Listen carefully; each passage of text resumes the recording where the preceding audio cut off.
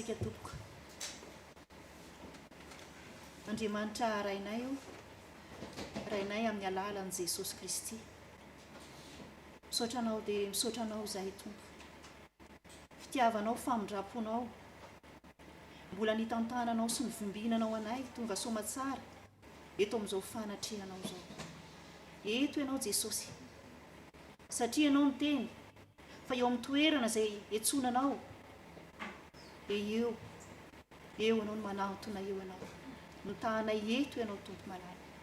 Ka dia misaotra indrindra ny amin'ny fitiavana lehibe izay nomenao anay Jesosy, fa isan'andro ianao dia mikarakara anay mandrakariva. Apetraka ifenao am-pelantananao tompo ny fotoana rehetra. Ianao Jesosy Kristy tomponay, mpanjakanay, ianao ny rinin'ny fonay anjaka amin'izao fotoana izao. Anjaka ny anatin'ny fonay ihany.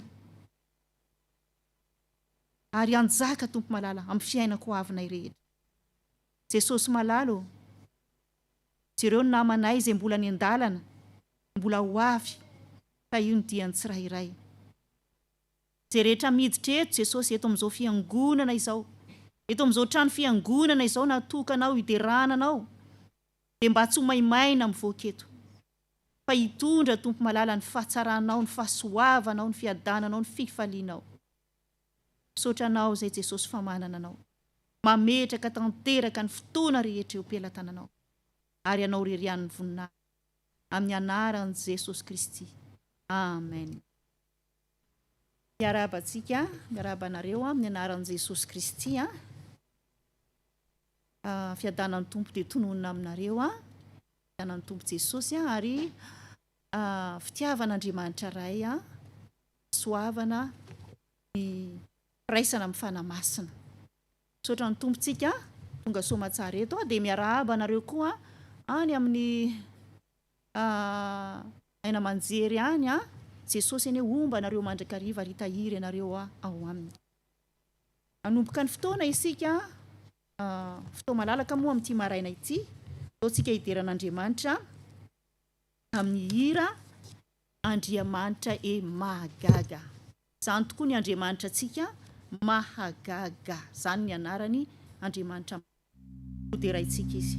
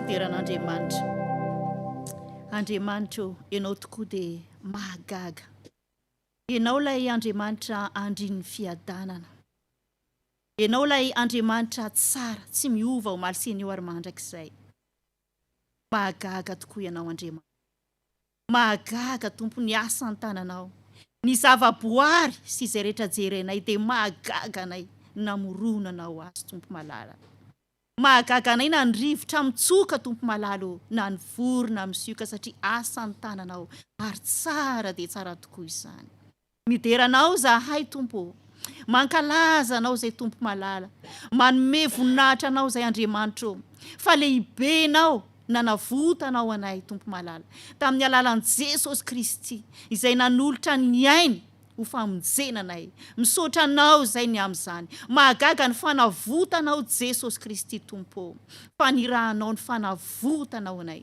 nanadiovana anay ao amin'ny fahotana tompo malala ary dia nidiovinao zahay ary nalainao anay ho anao ary resinao ny fonay misaotra anao zay Jesosy malala mideranao zay tompo malalo fa tsara loatra ny andriamanitray mahery ny andriamanitray ao aminao no misy ny faherezana tompo ao aminao no misy ny fifaliana andriamanitro ao aminao no misy ny fiadanana tompo na inona mahazo anay aty amin'ity tany ity tsy misy afa-tsy ao aminao reriany no ahitana ny fahatsarana rehetra ka mideranao ny fonay ny aminay manontolo dia manambara fa tsara ianao dia misandrata ianao tomponay malalanay manandratra anao zay ry andriamanitra mpanjaka ary ankalazanao isan'andro sy mandrakizay tory lideranao zay isan'andro ary mandrakizay tory fa izany sa mety aminao tompo malala zany ny sitrakao Jesosy nidera sy hanome voninahitra anao ka raisy tompo malala misaotra tomponay mpanjaka anay anao rery ihany ny voninahitra dia anao rery ihany mandrakizay amen tonga tsika anao hira tsika dia ijoro vavolombelona ny amin'izay nataon'ny tompo atsika anao hira tsika zay efa voalahatra eo atratra anao Jesosy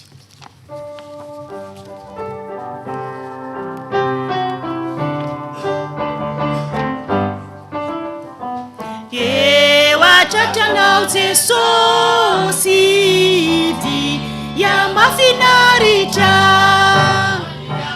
fa ny hafa mampahorika tsy masambatra raha ianao no aro afaka ny tahotro Jesosy afaka ny tahotro anao ny foko ry Jesosy tiao Jesosy tiao zay itsoro vavolombelona dia afaka miakatra dia mitoy ny hira zay itsoro vavolombelona mandroso tompoko zay anambara ny fahatsaran'andriamanitra teo amin'ny fiainantsika na dia ny fahavelomantsika fahasalamana iderahantsika an'andriamanitra izany ka zay afaka mijoro vavolombelona dia mampandroso mpanompon'andriamanitra zay afaka tompo mandroso tompo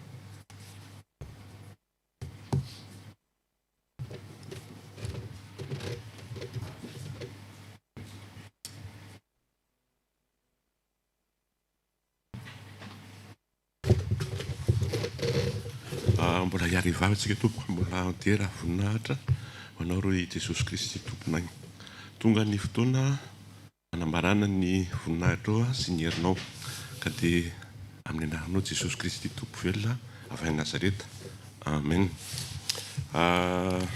sambany azy zany vonijoro vavolombelona teto amin'ity fiangonana ity ary fijoroana vavolombelona dia misy dikany lehibe amintsika indrindra ny amin'ny fahalabeazan'Andriamanitra dina koa moa dikany hoe fijoroana vavolombelona reo olona hoe ny asany ratsy dia tsy manan-kery rehefa tena hoe mino an'Andriamanitra c'est que zay no atao hoe fijoroana vavolombelona ary koa ny fijoroana vavolombelona dia fampirezana ho antsika rehetra zay hoe rerajeraka ohatran'izao hoe ampisehoan'Andriamanitra amintsika fa raha misaraka amintsika tsy mahay fanainana na inona tsy ho lava teny fa dia zao volana septambra faraparany septambra very ny portefeuille ako misy ny carte rehetrarehetra ny assurance maladie sy ny fantatritsika tsara hoe manao carte ty andafy dia manahirana ary ny tena na souci zany hoe anaovan'ny olona usurpation ny pièce d'identité anao sy zavatra ny carte bancaire anao isolokian'ny olona dia misy antony raha misy zavatra miseho amin'ny fiainantsika dia aza manendrikendriky olona na hoe manitatra saina hafa fa hoe misy antony eo anatrehan'ny tompo ianao hoe inona ny dikan'izay zany satria ara-panadolo ny zavatra rehetrarehetra amintsika kristianina ka dia zao very ny portefeuille dia ny sosiako tamin'izay hoe zay hoe angalarin'ny olona ny identité anao satria tolohan'izay efa nisy tamin'ireny covid reny nisy ino ty filazana zany are maladia amin'ny adresiko lefa ny anarana tsy anarako dia efa manomboka mieritreritra hoe misy olona mangalatra zany any fa tamin'ity ny zava-dehibe tamin'ity dia hoe misy antony matovy vely le portefeuille za hatramin'izay tsy mba nanisy vola anatin'io portefeuille io fa carte fotsiny fa tamin'iray nitorako ity ohatra misy manisika hoe mangala vola dia izy vola rehetra atao anatin'ny compte nalaiko dia nataoko tao anatin'le portefeuille nefa za ampiasan'ireo vola ireo herinandro après zany vao tokony ampiasan'le vola fa tsy haiko koa ny hoe kevoka avesa ka hoe ahoana filaza zany fa nalaina daholo le vola atao anatin'ny banky dia nandeha ny andro dia very ary le portefeuille ny tena tiana tenenina dia zao nefa nyteny tamin'i Jesosy mihitsy hoe matoy ny very Jesosy misy antony aloha dia andiny tena fa kosa mino ny hoe tsy maintsy aterinao iny dia niandry nandeha ny une semaine tsisy nanatitra tolohan'izay zany no efa bloqueko daholo ny zavatra rehetra fa le saina anankiray le saina ratsy miteny hoe le volanao hoe tokony ataonao zao hoe fa le anakivy anao zany tsy hananao ampidina ny finoanao an'Andriamanitra hoe tsy maintsy misy anatitra ny poketra iny dia nakany amin'ny mairie hoe misy amin'ity le inona filazana zany service objet trouvé dia tsisy n'izany aty dia nakany ny gendarme dia tsisy n'izany andy nefa efa tamin'ny alohan'izay zany efa nyteny hoe ianao fa nanana finoana hoe tsy maintsy aterin'i Jesosy iny dia ianao nefa mbola micalcule amin'ny fiainanao hoe aloha fa ho any amin'ny mairie hijeren'izay dikan'izany ohatrany hoe tsy matoky ny tompo sika dia nandeha dia mifaharoa manarakaraka izay hoe ny asa moa mitondra fiara dia hoe raha sanatry an'izao mivoasava ty dia asa fotsiny GPV ho azo nefa tamin'ny volany hoe ianao tsy maintsy aterinao iny poketra iny dia nandeha dia tsy naharitra ny tena zay maha olombelona ifonana amin'ny tompo tsy naharitra ny tena dia nanao demande sur ligne ny permis sy ny carte de séjour zany dia efa le nasaina anankiray miteny hoe inona mamaky anao anio fa ianao ka tsy matoky dia natao ihany ty izy niandry dia zao le anankiray miteny hoe le vola hoe misarika ny saiko ho any amin'le vola zany fa tsy le amin'le fatokisan'Andriamanitra hoe misy anatitra io portefeuille io hoe le zao le vola anao very daholo nefa tokony anaovanao zao dia tsy nakany ny ezahako mihitsy tsy nieritseritra le vola zany dia zao nampime dia zao le jour ny andro ny alina nanaovako niny ty ny demande na carte d'identité efa tany amin'ny mairie zany dia hoe amin'izao anao maka le carte d'identité efa mety daty zany dia teo zany dia tsisy manaritra zany a Jesosy le portefeuille fa dia izay zany andeha dia nanao demande na permis koa satria araka ny teko teo hoe raha voasava amin'izao mety azo PV mbola vola be ihany koa mety aloha fa ny alina iny dia miteny mihitsy ny tompo hoe aiza ny finoanao vita daholo ny taratasy na azo ny iny ty azo ny carte d'identité dia ny permis koa ohatr'izay fa maraina n'iny sava-bato lettre douze izy ny taratasy hoe andana makany ny mairie fa nisy nanatitra ny iny ty portefeuille anao donc very vola zany mbola very vola en plus satria tsy maintsy mividy carte iny ty timbre fiscal mialatsiny dia le fotoana tokony ananako be da be am'le tam'le carte d'identité mairie efa niantso mairie valérie hoe alaivati ny pièce d'identité anao fa vita dika zany very volindroa am'le tsy fahatokisana satria anao tamin'ny voalohany miteny hoe ateriny de tonga tao amin'ny mairie any Saint-Julien zany dus izy le mairie Saint-Julien hoe le madame andray tamin'ny voalohany dus izy tonga tao izy ny beau samaritain anatin'ny zavatra ao tiako tenenina de zao hoe rehefa apetrako amin'ny tompy hoe zao dia za miovaova c'est tout satria tena sady very vola very fotoana very zavatra rehetrarehetra anao ka de voninahitra manandriamanitra irery any misaotra tompoko.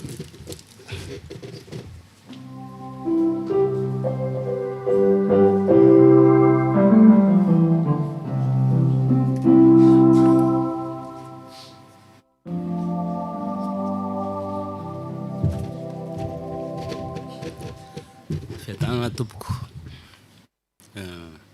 tatoato natetitetika ny tsovavolom-belona foana zao tenako zao ny antony raha mipetraka eo dia za sy nafantatra hoe androany fotoa malalaka hoe misy fivizomavolombelona za zany tena marina sy tokony hoe tsy misy mieritreritra de tsovavolom-belona fa ny zavatra nataon'i Jesosy ana tao anatin'ny fotoana rehetrarehetra hoe ana zany hoe nandalo ady nandalo zavatra be dia be maro sy tantarainy zany fa ny zavatra tsapako zany ny zavatra nytenen'ny vavako ka iriko tonga amin'ny fiainako dia nataon'ny tompo tamiko daholo ary tsisy iso tanteraka zany voalohany indrindra raha tamin'ny taona tany amin'ny 2008 tany nieritreritiny hanao an'ity trano ity satria nisy zavatra ohatran'ny hoe nampahaizanay tamin'ny fiainana ray aman-dreninay satria ny ray aman-dreninay ny mamako zany olona atao hoe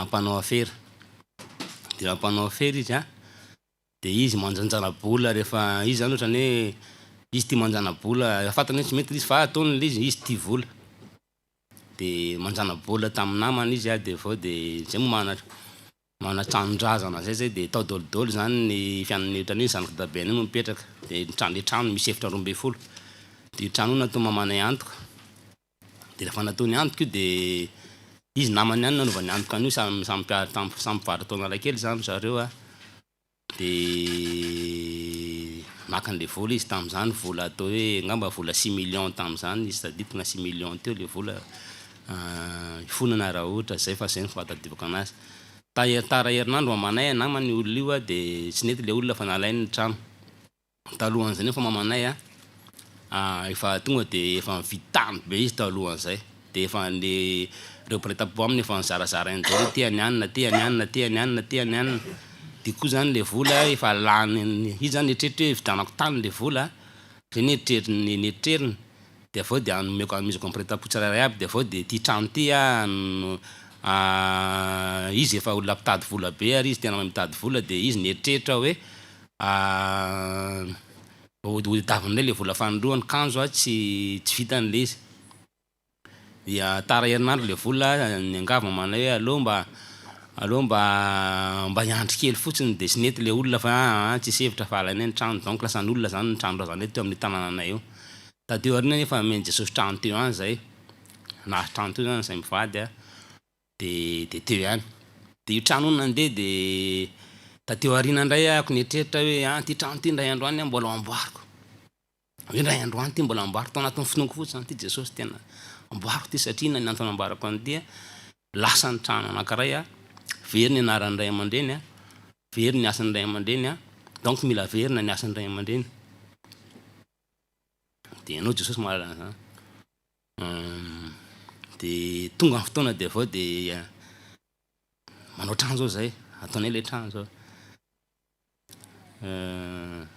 dia efa manomboka ny trano ary ny trano tena hita hoe tena mandeha hoe noho ny fitahin'ny tompo dia tena hita hoe mandeha le izy misy zavatra tsy arakaraky ny eritreretin'ny saina ao anatin'le izy hoe izy an'olona mpanao any trano fa tonga dia santé mihitsy manao any trano tonga dia misy olona manoka tena mihitsy hoe aloha ataoko ny trano nareo ny anton'izay zany tsy mbo anatin'ny eritreretin'ny saiko mihitsy hoe izy an'olona irahan'i Jesosy manampy anao amin'ny fotoana hoe zavatra eritreretin'ny sainao ka tianao ataonao mitonga aminao ny zavatra tiako tenenao anatin'le tsona vavolombelona hoe finoana fitiavana finoana fanantenana. Reo anankitelo aloha zany tena amin'ny fiainantsika zanak'olombelona reo tena hita hoe tena rehefa mahana andreo tsika dia tena Jesosy tena manatanteraka. Dia ny tao anatin'izay koa ny zavatra rehetrarehetra talohan'izay efa talohan'izay indray nieritreritra indray zany tamin'izaho mbola tao La Réunion zany, tamin'izaho mbola Anglande tamin'izany fotoana zany. Dia nieritreritra hoe na Madagasikara sarotra dinina ary moa zany tokony atao ny zanako indray tonga dia alefako any an-dafy daholo indray Jesosy any an-dafy daholo fa tsisy mipetraka eto Madagasikara. Dia hitanareo hoe hitantsika mianakavy fa nataon'i Jesosy tonga aty daholo zay mianakavy, tonga aty daholo zay dia ireo daholo zay zavatra nieritreretin'ny saiko. Ny zavatra anankiray manaraka indray na misy olona manaratsy anao na namanao na hoe inona ka mety hoe miteny ny fiainanao hoe mety hoe mandalo ady ianao dia misy olona miteny anao reny efa ohatr'izao reny efa ohatr'izao. Misaoran'ireny olona ireny izy amanensihan'ireny olona ireny fa ny zavatra ohatr'izany ny fahatsapana men'ny tompo anahy raha mazaky ianao ka enjehan'ny olona ka misaotra ny tompo ka tsy ka malahelo an'ilay olona manensihanao ianao indray malahelo anazy zany. Malahelo satria zavatra tsy any anatinao ilay zavatra tenenin'ilay olona, zavatra tsy hainanao mihitsy. Ny zavatra tenenin'ilay olona hoe reny olona resy, reny olona ohatr'izao hoe dia mila malahelo an'ireny olona ireny tsika satria tsika efa men'ny tompo fiadanana ty anatintsika ty tsika ninona ady mandalo amin'ny fiainantsika ny zanak'Andriamanitra tsy mba mijaly zany na raha mandalo ady fa mandiny tena fotsiny. Dia ny olona zay nanenjika anahy tsy mbo nakala anazy zany hoe tsy tiako ianao fa tonga dia nandiny tena hoe Jesosy tena misaotra anao fa matony ny olona miteny dia marina ny tenin'ny olona. Za zany olona tsisy dikany donc ianao indray Jesosy tsy ianao tsy manary anazy zany ianao. Fa zao fotsiny za fotsiny aty Jesosy malahelo aty anatiko aty satria ny tsy fahalalàn'ilay olona dia miteniteny foana izy fa zany efa aty anatiko aty manana fiadanana ninona zavatra mandalo satria ny zavatra rehetra ny mahasoa sy ny soa sy ny ratsy miara-miasa daholo. Zay zany no zavatra tsapako tao anatin'izao fijoroana vavan'olombelona zao hoe rehefa misy zavatra tiantsika atao ka tiantsika tonga amin'ny fiainantsika dia mino fotsiny tsika indray-pandeha fotsiny dia misaotra an'Andriamanitra dia za fa ny tompo manana ny fotoanany. Dia fotoanan'Andriamanitra tsy arakaraka izay eritreretiny ny zavatra eritreretintsika fa rehefa ohatra ka hoe manana finoana fotsiny tsika dia tanteraka fa tsy hoe tsy maintsy fa tanteraka foana ny zavatra izay eritreretintsika ka madio amin'Andriamanitra ny fontsika ny fo mampanahy antsika. Misaotra tompoko.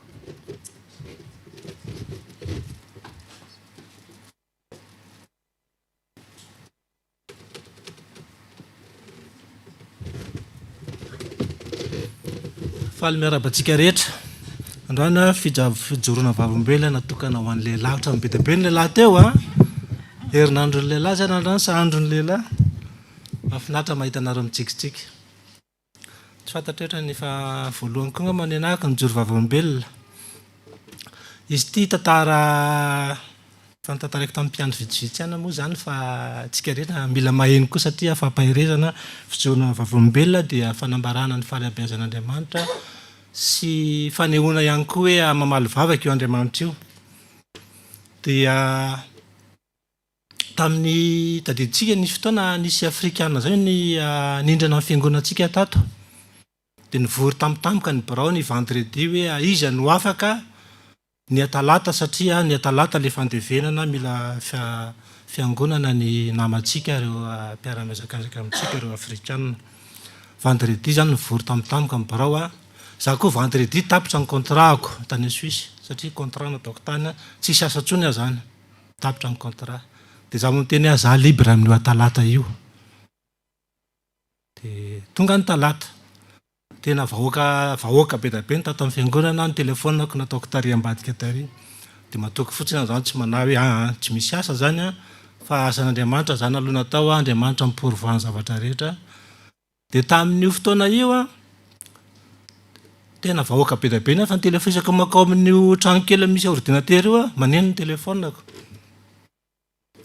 dia maneno ny telefona dia lasa mivoaka ny tokotany andro société anankiroa ny antso anao aminy io andro anankiray io hoe libre avenao to dia manomboka rapitso zany hoe manomboka ny alarobia dia eno libre dia mipetrako indray le telefona dia miantso indray le société anankiray libra ve anao izy fa manomboka rahapizy ianao libra de misafidy zany antrany fa nagaga am'le izy de hoe ao anatin'le vahoaka be da be apetraka ao le telefôna de za zany mahazo miandro confirmation confirmeko izy rehefa voa traité anao izy le société isaky makao amin'ny trano kely io amin'ny ordinateur de maneno le zany tsy milope an'le telefôna mihitsy aho zany de zay zany le hoe katsao ny fanjakany sy ny fahamarinany fa atsika rehetra izy fa nampy anareo ny zavatra rehetra zany hoe fanjakan'Andriamanitra aloha tsy manà mihitsy ianao na de tapitra ary ny contrat fa izy efa manomana zay le hoe katsao aloha ny fanjakany sy ny fahamarinany fa efa manampy anareo ny zavatra rehetra zany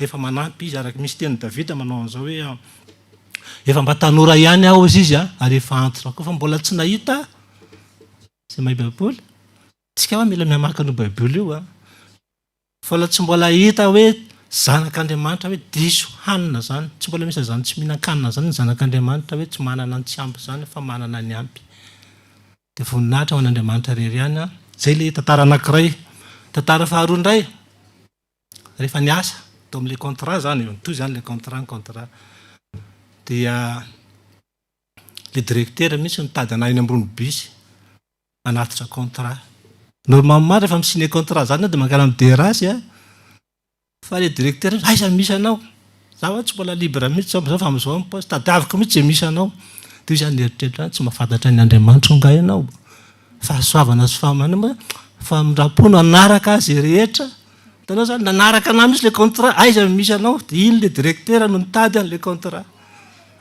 zay le izy hoe manentana atsika matoky fotsiny matoky de mino zavatra tsy sarotra be zany matoky de mino fa io Andriamanitra io tsy mijery miakatra fa mijery midina manampy foana izy fa ny anjarantsika de matoky de mino fa zany hoe misy verset inonao misy verset itokianao zany hoe tazomiko ty misy fampianarana zay eniko hoe tanareo reny promesse n'Andriamanitra reny misy promesse de raisinao ohatra ny hoe sek zany reny ohatra ny reny promesse rehetra ny hoe sek de endosienao le sek de sinenao le sek hoe ty Jesosy misy promessinao tazomika amin'ity teninao ty ianao de inonao iny verset iny iainanao iny verset ten'Andriamanitra iny de rehefa vola izy tanteraka amin'ny fiainanao de miseho voninahitr'Andriamanitra de zay de misaotra antsika rehetra naharitra mbola misy lehilahy tompoko tapitra ny lehilahy mbola mitra torony vehivavy indray zao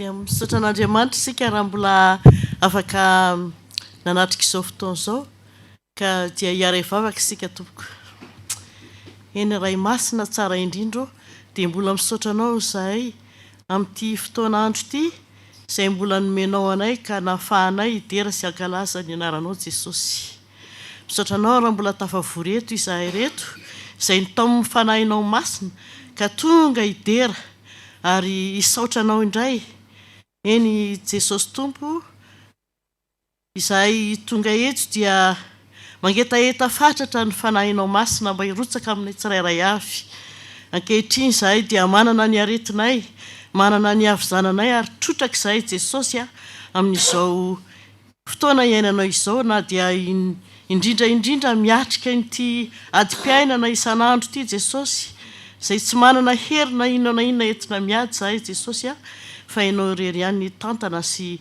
hitrotro anay indrindra amin'ny herinandro izay ho avy ary ny fanomanana ny tanora masina izay eto amin'ity toerana ity dia ianao no hanampy heriny izy ireo mba hanomana ny saina sy ny fanahy ny heriny entiny derany sy hankalaza ny anaranao Jesosy amin'ny 4 Desambra izao ianao no hame hery an'izy ireo ianao ny rotsaka tsirairay avy amin'izy ireo mba hahatanterahany io fotoana ray io ka dia miandrandranao izahay Jesosy mba hirotsaka amin'ny fiangonana rehetra izay afaka mba hanatrika izany fotoana izany ka ameno hery ireto tanora masina ireto ka ankehitriny izay dia hisaorana ianao ny zavatra rehetra amen ko ankehitriny dia mbola afaka dera sy mankalaza an'Andriamanitra eto isika ka dia ity zany misy fotoana kely mba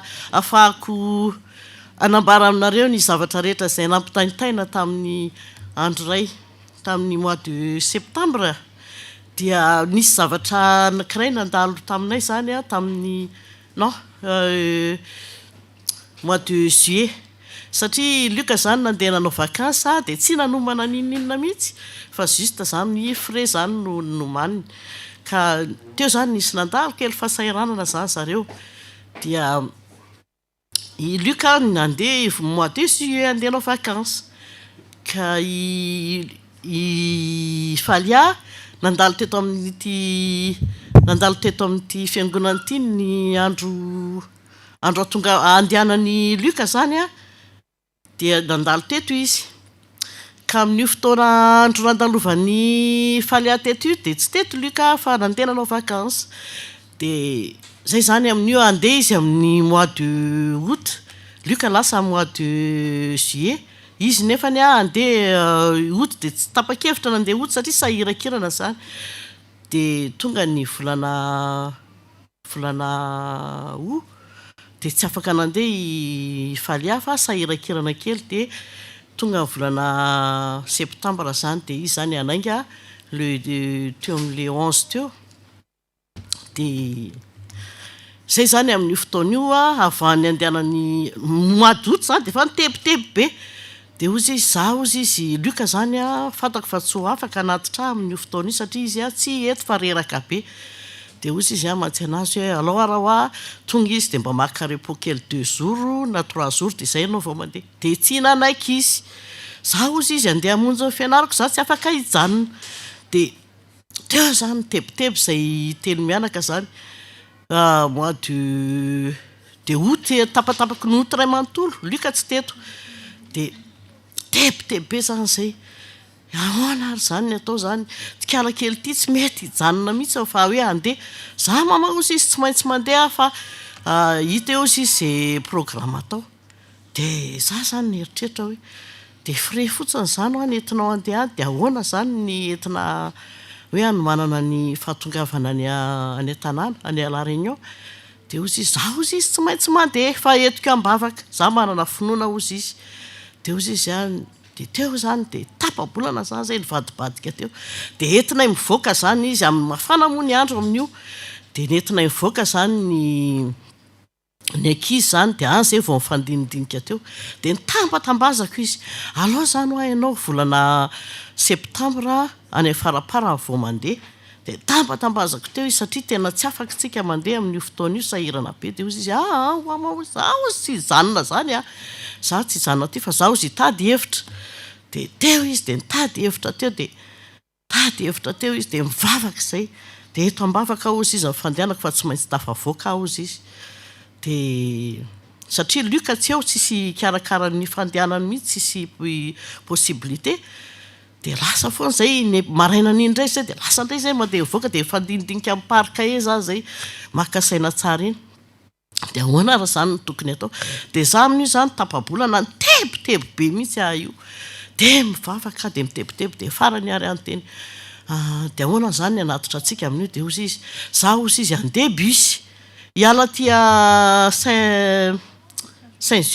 Genève zany dia mandrapatonga ny a Paris fa satria izy nanao billet Paris zany Paris La Réunion dia iza zany teny taminy fa manina raha tonga dia Genève dia tonga dia any La Réunion direct dia nandinika teo izy nijery ordi teo izy dia ozy izy hoe ozy izy tsy mety raha mama ozy izy fa tsisy avion ozy izy mitondra nahako any Orly dia efa any nanona ozy izy raha ohatra Genève ozy izy dia tsisy mety mandeha mihitsy zareo ozy izy any tsy mandeha makany Orly ozy ny Airbus makany La Réunion fa makany Charles de Gaulle za ozy izy tsy tia maka bus any Charles de Gaulle fa any Orly ozy maka Airbus dia iveo dia miady saina eo zay mianaka zany dia ahoana ary zany atao andray bus zany izy aty Genève mandrapatonga any Lyon dia andeha any Lyon indray izy eo indray izy mbola aka bus indray akany any Paris dia teo zany azy tena nytebiteby ary olona tena vavaka Andriamanitra inona ary ty ataonyity zazy ty dia ahoana zany dia andeha rery zany ry dia ozy izy hoe mama ozy miaraka amiko ozy izy zay niteneny rehefa tsy mety ozy izy papa ozy izy marary tsy mandeha any ozy izy papa fa mama ozy izy mandeha teo avovoraka zay ny lohaka Andriamanitra inona ty ataonyity zazy ty ahoana fomba andehanako amin'izany lalana rehetrarehetra zany dia ozy izy vita mama fa za ozy izy manoro amin'ny mama za ozy manana Andriamanitra ozy mitantana fa za tsy matahotra dia ndao arytsika aho teny vavaka telo andro tsy natory ary olona tena zany a telo andro tsy natory inona ary ty nataonyity zazy ty dia oatra nametsiny azy ihany aho tena tsy mety mihitsy kosa ho aly ataondry dia ozy izy mama ozy izy za manoro amin'ny mama fa raha tsy andeha papa ozy izy fa rehefa kamokamoka dadany zany tsy nety andeha koa za tsy tonga any za tsy tonga fa inareo mandeha fa mivery any nareo dia andro very any dia farany arany sety izy ny andeha dia le 6 zany ny fandinidinika teo amin'izay zay telo mianaka andro efa alina be efa mivalo vita ny bieko zany zany tonga dia nitapaha zany bieko andeha ho any amin'ny kara izy tsy niera-tsony izy fa tonga dia izy rehefa tsy andeha zany papa ozy izy dia mama zany no mandeha dia ozy Andriamanitra inona ary ty ataonyity zazy ty dia ozy izy hoe dia farany ary zay mivady ny fandinika hoe io zazavavy kely io ve dia ho alefanao i train ary a Lyon ary za ozy izy tsy mampatahotra ara ohatra directa ny bus fa matahotra ozy izy le ao a Lyon zay foana ny natoa zany ao a Lyon ao izy mampatahotra be fa matetika ozy izy misy agression ao dia za amin'izany orokoditra foana zany amin'ny fotoana io mifandinika aminy sady miantso mivavaka Andriamanitra inona ary ty ataonyity zazy ty dia farany arany ny andro alina be efa tena tapaka mibieko dia ozy izy papa mama zany mandeha fa papa mijanona dia taitra amin'izay ary zany ny dadany dia hoe ahoana no amelako anareo mianaka rery fa alao ary andeha dia teo avy ny tena hoe sotra anao Andriamanitra izy manko nandahatra amin'ny farany hoe za tsy tongano ozy izy ozy ny dadany dia teo dia sotra anao Andriamanitra dia ahoana zany dia eo dia ataty ny carte papa ozy izy anaovana lehibe amin'ny papa raha ozy izy dia tonga dia natao zany lehibe dia teo dia vavaka amin'izay zay telo mianaka dia mba tantaniny ty anay Jesosy amin'ity fotoana andro ty fa ady sarotry ty atrehanay ty dia eny ary dia naterin'ny mbola zany zay nakeny amin'ny Genève fa vity fa afoifiziky ny resaka dia ahoana zany ny programantsika telo mianaka dia ahoana ny sakafo amin'io satria larobia no mandeha dia andehanao lavalina indray amin'io amin'ny aliny alarobia dia alakamisy vao mandeha izy alakamisy ariva be dia ahoana zany ny sakafontsika amin'io dia mikarakara sakafo dia aloha raha mikarakara sakafo dia manao ricantone dia mitondratondra zavatra kely dia mitondra jus dia mitondra kafe dia feno miarona kely zany dia za amin'io tolona mambavaka Andriamanitra tantaniny dianay Jesosy fa tsy fantatra intsony ty lalana ao ambany ty dia tena nalasa aloha zany zay naterim-bola tao Genève dia satria lioka amin'io tena ohatra KO be mihitsy amin'ny fotoana andro sisy izy ny tonga zay setiny mandeha dia izy amin'io ary mbola maso mbola bongobogo be avy nanao lavalina kory zareo nandeha avion avy any Madagasikara dia lasa zany zay nandeha dia tonga teo a Lyon ny andro elaela kely teo a Lyon nandeha kara indray zay nandeha tany nakany a Paris mbola nandro alina be foana malaina be zay dia tonga tany a Paris nentina le sakafo inona ozy izy nareo teo Paris nangatsika be mihitsy teo amin'ny vao tonga tany zay amin'ny 5 sasany maraina dia tonga zay telo mianaka dia niandro teo amin'ny eo amin'le ary amin'le karan'ny Lyon zany Paris teo zay niandro teo aloha zany dia tsika tsy afaka miditra any aloha fa bedin'ny polisy any tsika fa aloha tsika miandry ety avelany dia efa kaikaiky ny enregistrement après midi vao miditra any amin'ny aéroport za amin'ny efa tsy tompony tenako tsony za manana problème na cardiaque sady marary mivoan'ny tension tsisy nietsika ireo rehetrarehetrarehetra ireo fa nakaton'Andriamanitra tanteraka tena tsy naninona mihitsy fa verina forme be dia tonga ny andro fisakafoanana maraina an'iny dia sotrosotro dité teo zany zay mbola nafana le kafe dia sotrosotro dia kely tamin'ny alina tamin'ny lasa aloha zany ny tantarako fa ny aliny tamin'ny tany Lyon zay tonga tany Lyon zay tamin'ny teo amin'ny 10 alina teo dia mbola mirombe 10 alina vao miainga ny kara makany a Paris dia teo zany zay dia sakafo dia nohanina le sakafo dia ohatran'ny malainday koa manafa ninana kely avy zay telo mianaka zany dia mbola nafanafana moa zany le sakafo dia tonga tany Paris amin'izay zay maraina ny amin'ny 5 sasany teo amin'izay dia zara raha nisotro kely dité kafe ohatr' zany dia mipetraka teo inona ozy izy nareo na katon'Andriamanitra ny vavononay tsisy ninan-kanina zay telo mianaka tonga mandra-pahatonga ny tamin'ny roa tsisy mahatsiaro an'izany sakafo zany fa tena zay no tena hoe isaorana n'Andriamanitra fa mahay zavatra rehetra fa na vavanao ary nataony tsy tia ny sakafo zany tsisy ninan-kanina zay telo mianaka fa le sakafo zany ny andro teo fotsiny dia ahoana zany ty sakafo nomaniny ty velao izy fa za tsy tahinana fa ny aho sy telo sotroko dia ozy izy Andre Jesosy io ianao zany namen'ny fanahinay namen'ny fonay sy ny sainay misaotra anao mbola misaotra ny Jesosy ihany mbola nakatony Jesosy ny vavononay amin'ny roa mbola tsisy mahatsiaro sakafo zay telo mianaka tonga amin'izay tamin'ny 4 teo milahatra no enregistrement izy ny alakamisy niny après midi niny teo amin'izay ohatrany taisotra tea ohatrany nona ozy eo izy vao mikarokaroka hoe za ozy izy tsy te hinana an'io sakafo zany ny teneniny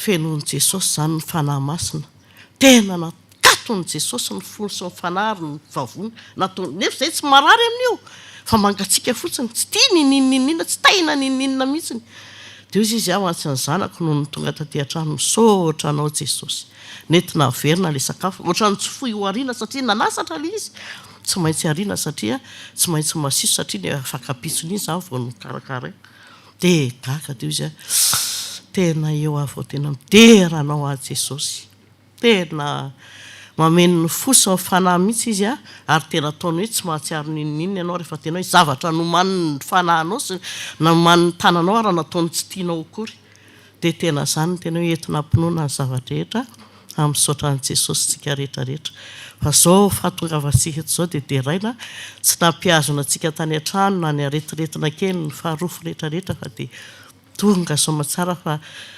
vavaka nalehantsika eto dia ho feno ny fanahy masina ataony tsy mahatsiaro an'izany atsika zany tsika ataony tsy mahatsiaro an'izany anohanana zany tsika fa dia tena tonga somatsara eto natao hoe amfiritsika amin'ny raha veto na amin'ny roa na amin'ny telo ara fanahy masina mameno antsika Jesosy Kristy ato apotsika lalandava dia lahatsia fa lavalava ny fitoriko teny fa dia mialatsiny aminareo fa sambany aza mba mijoro ohatran'izao hatramin'izay na fiangonana ny fiangonana dia misaotra an' Jesosy tsika rehetra.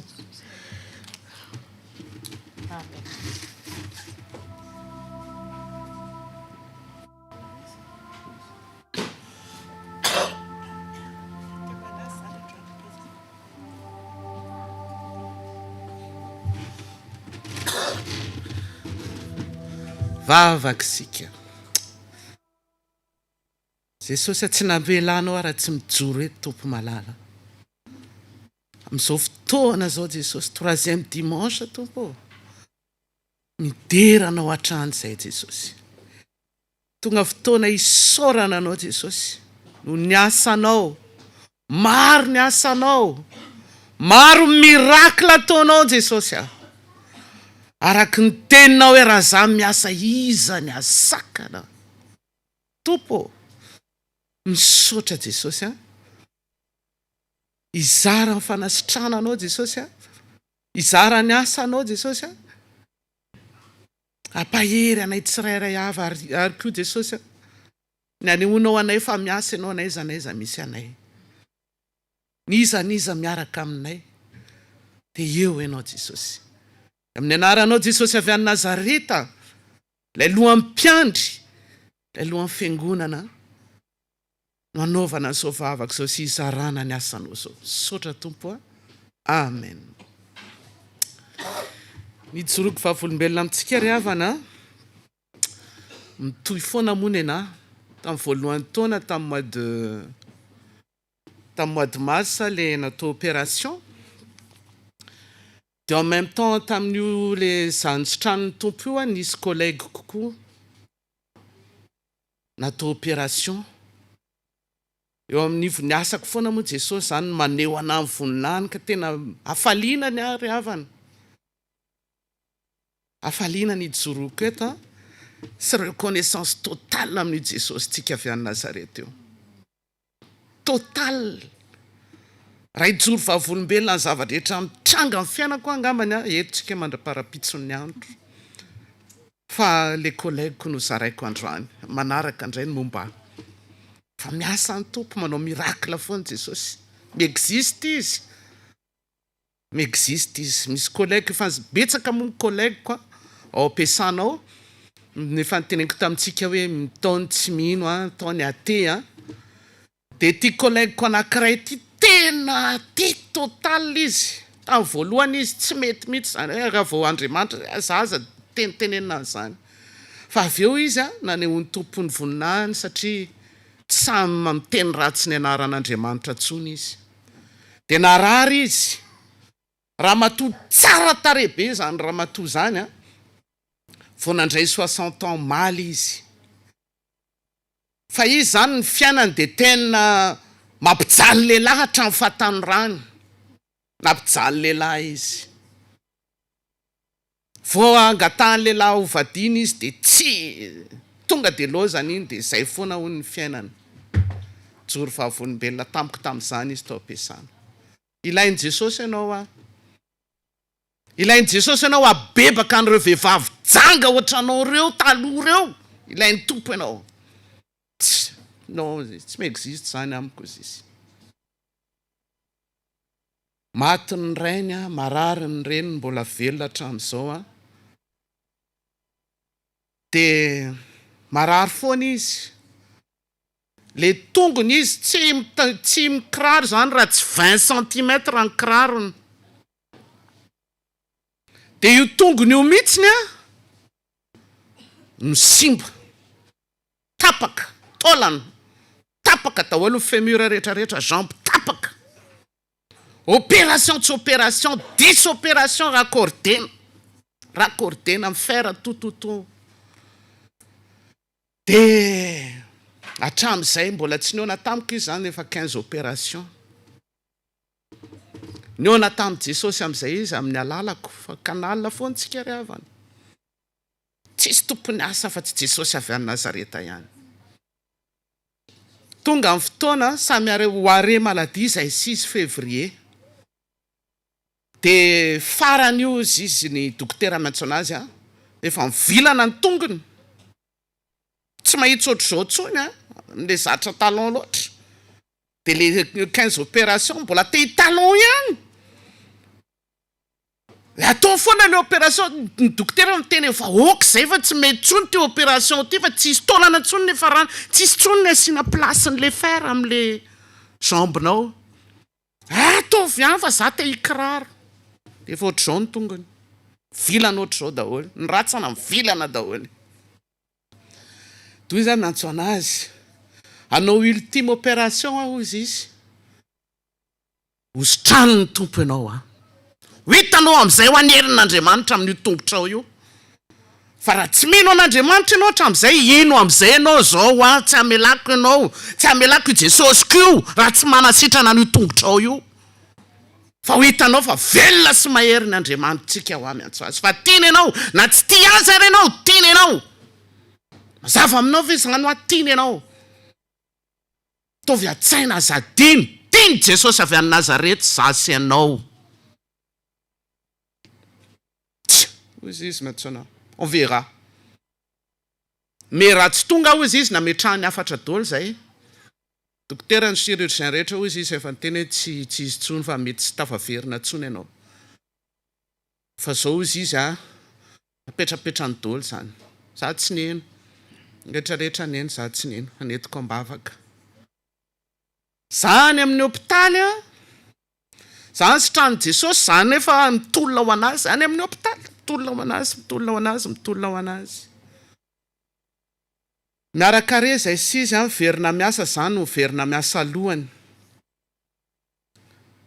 2 volana après izy miverina nandeha ny kiraro ny kiraro izy ry havana, ny jereny a, ny raisiny a, ny fidiny a, tena ataony bisobe mihitsy, naika tsy navelany mihitsy a. Tsy nylobavy izy fa nijery aho fotsiny izy dia ny fininy mafy be aho. Nandeha indray ny fotoana oktobra, opération. Raha jereny ivelany zany efa simba tanteraka ny ao anatin'ny rehetrarehetra ny ramatoa io, fa tsisy azo raisiny, calcul tsy calcul. To opération indray hozy izy tsoahana daholo ny calculako, misy tsy mety daholo ary, mbola hositranin' Jesosy ho hainao. Aza manahy ianao fa mbola hositranin' Jesosy ianao, raha mino ianao dia hita ny voninahitra Jean 11:40, zany ny tenin'Andriamanitra aminao androano. Natao opération izy ry havana. Verina indray izy début novembre. Vao 20 novembre tsika zao a. Sitrana izy. Ny teny amin'izay mivavany. Teny amin'izay mivavany a. Il fait vraiment des miracles. Il fait vraiment des miracles. Continue, Ziz. Continue ta prière parce que j'ai vu, Ziz. Je suis guéri aussi.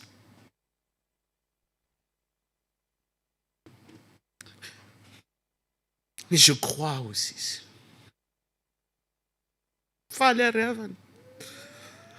Fallait mahita miracle Jesosy.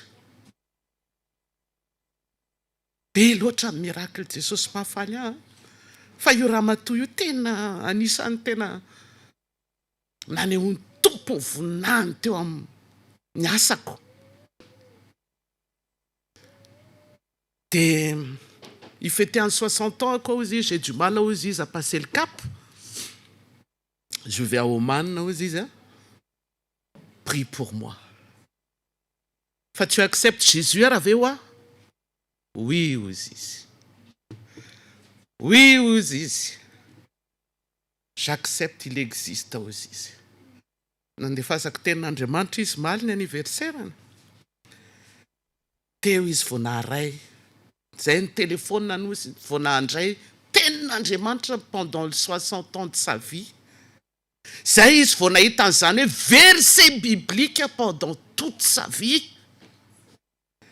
Zay izy zany vao tena hoe mino an'izany hoe fisian'Andriamanitra. Misaotra hozy izy a. Dia nitiako tenena amin'izany ry havana dia zao. Miasa io Jesosy io. Raha tadiditsika zany joro vavolombelona teto ny tenanareo asen'i Jesosy miasa amin'ny cafetière, le café anay io zany. Normalement tokony assistantenay zany no mikarakara ny café anay, midéposer café any amin'ny branche tsirairay avy. Tsy namala ny tompo araty zany ny asa tamin'le cafetière café. Fa ny asa isaky ny latsinainy maraina tsy maintsy za mikarakara an'io cafetière io. Ary ny raha Jesosy avy any Nazareta ny ararako ao anatin'io café io. Fa miasa Jesosy ry havana. Ty taona ty mbola tsy tapitra. Fa mino daholo miara-miasa androany. Kasihan'ny tompo. Kasihan'ny tompo. Te hamonjy foana Jesosy ry havako malalo amin'ny tompo. Te hamonjy izy manova fiainan'olona tsirairay avy foana Jesosy, fa mesary havako malala. Mitory ao ampiasanao. Miasa Jesosy. Rehefa tery ianao ny amin'ny hafa, tsy takatry ny saina fahagagan'ny tompo ataony aminao. Mbola ho zaraiko zay. Fa tsy zay akory ny antony nanaovana ny asa. Tsy le miracle ho azonao a. Fa le miracle, le fitiavanao an'i Jesosy. Le fitiavako an'i Jesosy. Tiako Jesosy. Tiako ny rahalahako. Tiako ny rahavaviko. Niza. Naiza. Zanak'Andriamanitra daholo a. Tia novijena satria fa miaratsy zao fiainana zao. Mi-encourager antsika hoe azakivra tsy mahita, mbola tsy mahita victoire au sein de fesanao na amin'ny fianaranao, fa miasa Jesosy ho aseho any anao foana.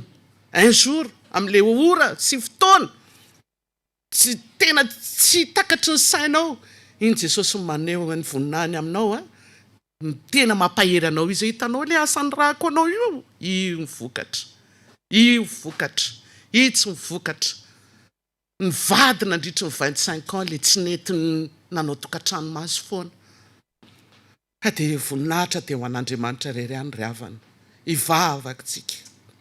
Saotra anao Jesosy, misaotra satria tena falo fo Jesosy mahita Jesosy ny asa ataonao. Falo fo satria tena manasitrana ianao Jesosy. Manasitrana ianao niza rehefa piarinay ny finoanay Jesosy. Rehefa indraminao tongotray, indraminao vavanay Jesosy. Rehefa manaiky zay Jesosy, te maneho ny miracle anao tokoa ianao manodidina anay Jesosy. Kampio zay Jesosy, meo anay fahasahina Jesosy. Ka tsy eritreritra ny momba anay ihany Jesosy, fa momba ny hafa ihany koa satria zay ny matery anao Tompo. Zay ny matery anao. Satria ireo adala anao ireo ny tena tianao indrindra Jesosy. Ka misaotra noho ny fisinao, misaotra noho ny fitiavanao, misaotra ny fanirahanao anay manao mission Jesosy. Misaotra mission zay omenao anay. Satria mampahery anay. Mampitombo fitiavanay anao bebe kokoa Jesosy. Nomaly noho ny teo Jesosy. Misaotra indrindra Tompo amin'izao fotoana omenao anay zao, anehoana ny voninahitra ao, ampafantaranao vahoaka anao. Fa napira takininina raha vatana na simba takininina raha simba ny aretina takininina, sitranonao foana Jesosy avy any Nazareta. Rehefa miasa amin'ny finoana manasitrana foana ianao. Araky ny tenao momy zava-mahagaga zay tsy haiko vaho ianao. Ainao tokoa Jesosy. De raiko ianao Jesosy. De raiko ianao. Misaotra Tompo. Ary irao Jesosy, irao amin'izay ireo hitory any amin'ny fianakaviany rehetra any Jesosy. Irao miray Jesosy. Zay nofoazinao, zay niona taminao, zay tsy nitianao nefa ankehitriny Jesosy. Mitianao, satry ny heno anao Jesosy. Irao izy, irao zahay, irao nizaniza Jesosy. Anao ny asa anao, satria araky ny tenao indraminao ny tongotray, indraminao ny vavanay. Anaovanao ny asa anao, ka ity ahirao afoana Jesosy. Vonika andeha Jesosy. Satria anao ny antom-pisiko Tompo. Anao ny dera, anao ny aja, anao voninahitra mandrak'izay Jesosy malala. Misaotra ray eo. Amen. Misaotra ny tompontsika ny amin'izay fijoroana vavolombelona izay. Ny zavatra tsikaritra dia izao mahazo fampahirezana no marary. Mahazo fampahirezana izay ao anatin'ny tahotra sy ny tebiteby tamin'ity maraina ity. Nahazo fampahirezana izay rehetra manana projet sy ny manana programa rehetra. Mahazo fampahirezana tsika amin'ireny havantsika ireny izay mbola tsy nandray an'i Jesosy fa tsaroviny tenin'ny Tompo hoe ilaza ny tsy oloko hoe oloko aho, ary ilaza ny tsy fireneko hoe fireneko. Ny tenin'ny Tompo tamin'ity androany ity ho an'izay rehetra mitady asa fa manana projet ho anao Jesosy. Voninahitra ny aho an'Andriamanitra irery ihany. Amen.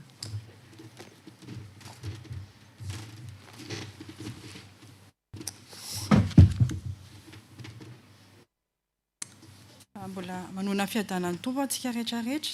Tsara ny Tompo mbola hiaraka hitsanga antsika, hiaraka hideran'Andriamanitra.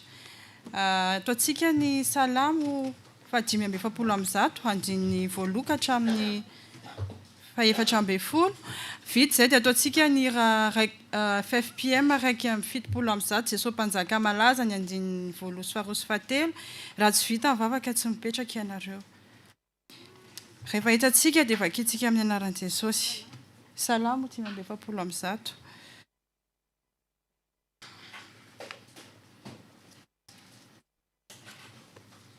Rehefa hitantsika dia vakina amin'ny anaran'i Jesosy. Anandratra anao ary Andriamanitra mpanjaka ho sy ankalaza ny anaranao mandrakizay dory.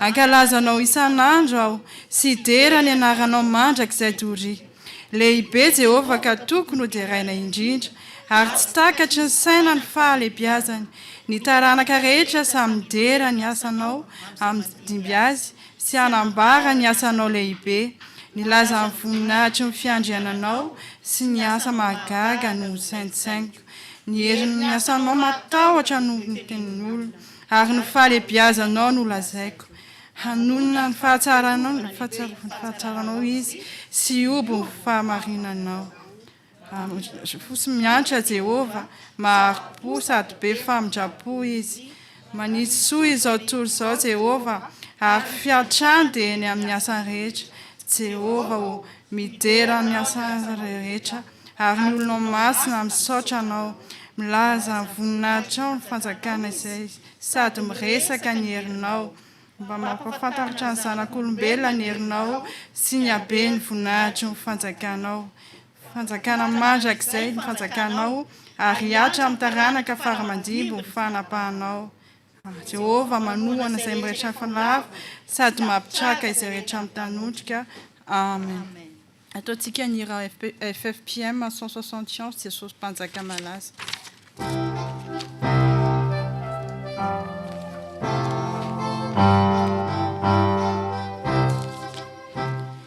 Jesosy mpanjaka malaza no tompo mpanjakana mahery sy tsara indrindra ka izy no arona mendrika hankalazaina no ny heriny herantany sy lanitrakoa ny zoa mandazany ry tompo mpanjaka mahetony dia tsara sy maso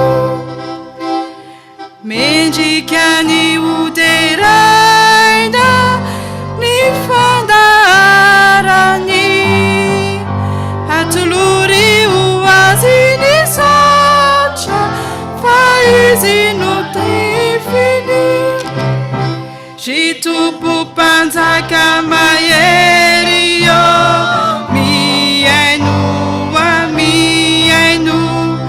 avy manaky toko izahay fa tompony hery rehetry ianao tsy misy mihitsy ny toanao tsy tratry ny sanany herinao ny federana zay entina raisore ny atsatolotra anao ety raisoiza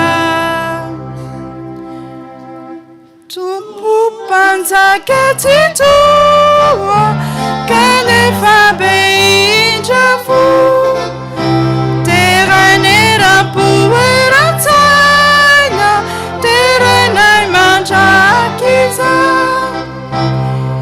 eny mpanompo vavody samy mioby hoe haleluya ho aminy avo fa Jesosy no tompona ry tompo mpanjaka mahery yo miaino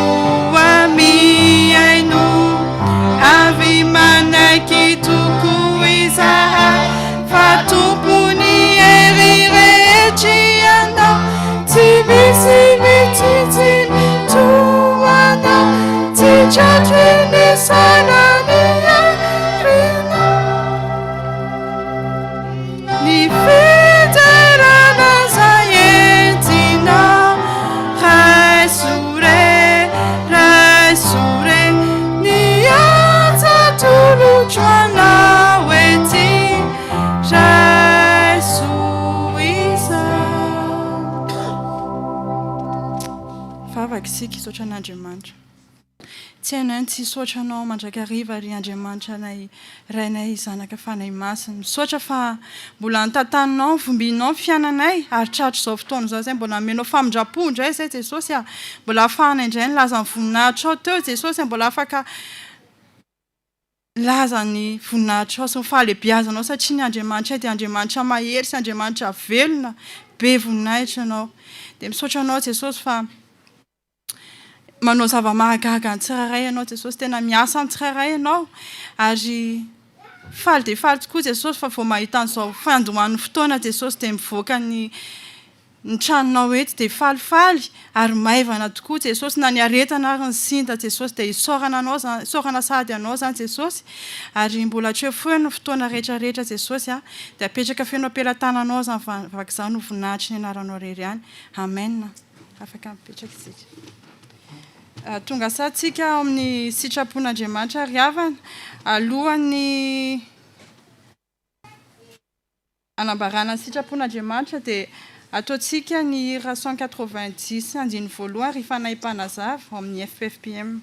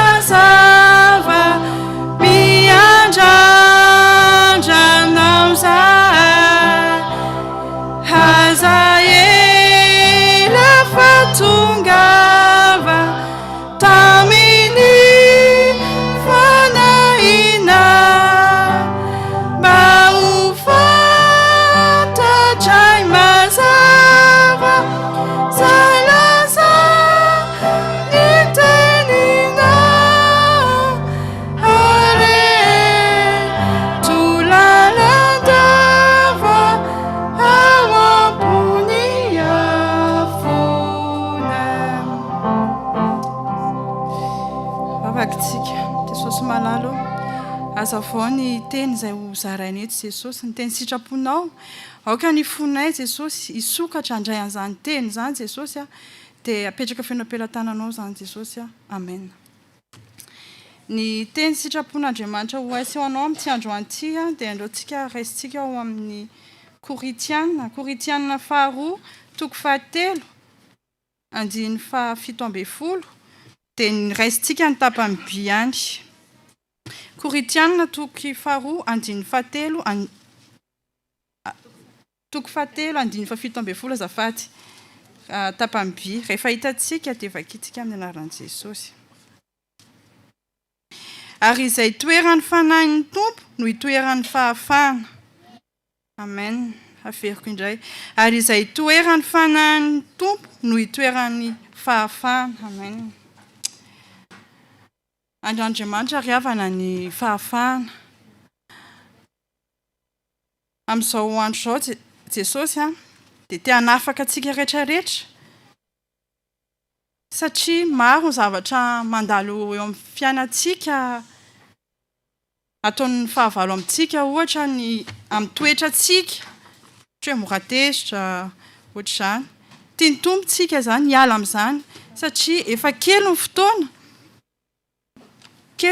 amin'izao tia ny homana izaho sy ianao, tia ny tondra ny momba antsika satria tia hanafaka antsika izy satria ny fahafahana hozy izy dia ny fanahin'ny tompo no hitoeran'ny fahafahana. Tsika dia tempolin'Andriamanitra. Tia hanafaka aseho anao ny tompo androany ry havana. Misy asa sy fampaherezana rehefa avy eo manatona hoeto izay mbola zavatra manangeja anao amin'izao fotoana izao fa vonina andray anao ny tompo ary vonina hanafaka anao izy satria tsika dia olona afaka natsony dia voninahitra dia ho anazy rery ihany. Amen. Alohan'ny hitondrantsika mibavaka an'izany teny izany dia eo ampirehetraretana ny sitrapon'Andriamanitra dia ataontsika ny hira fifoazana 30 andiny 1 sy 2 tokana ihany ny lalana.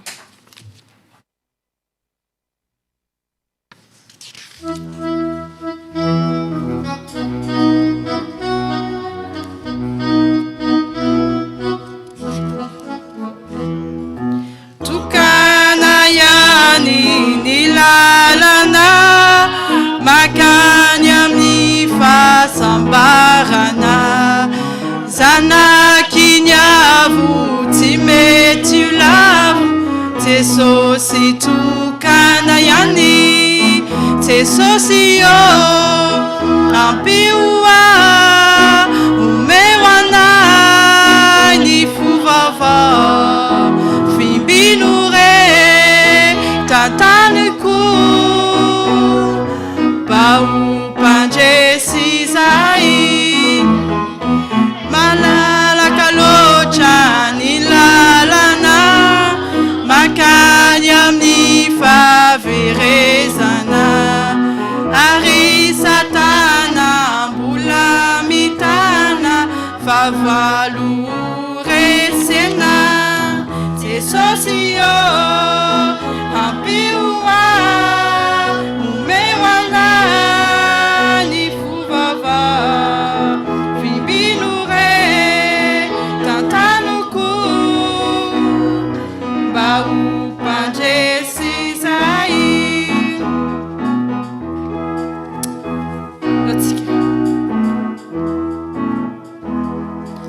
Tsika riavana samy mitondra ny tenatsika eo amin'Andriamanitra dia angataka anazy mba hanafaka atsika amin'ny zavatra rehetra mbola manageza atsika tsy afahantsika mahazo an'izany fahafahana zany satria efa olona nafahan'ny tompontsika vavaka tsika tompo Jesosy malala misaotra anao fa mbola miteny anay mandraka hariva ianao Jesosy tianao zay tsy avelanao hipetrapetraka foana Jesosy fa dia omenao teny indray zay eto Jesosy ny fahafahana Jesosy maro mbola zavatra mbola manangeza any anatiny rehetra any Jesosy ianao namango ny tsirairay avy eny amin'ny toerana izay misy azy eny Jesosy malala ianao niasa ao anatiny nina zavatra mbola mangeza anazy dia didina hiala amin'ny anaranao tsy anakery tsy anapahefana azy ireo zany Jesosy satria efa olona afaka izay Jesosy efa nividinao tamin'ny ranao zay Jesosy malala efa namboarinao Jesosy ny teninao Jesosy namena ny androany dia ataovy fahazavana ao anay ataovy fampandrosoana ao anay Jesosy amin'ny fiarahananao Jesosy na koa zarainay ho an'ny hafa Jesosy malala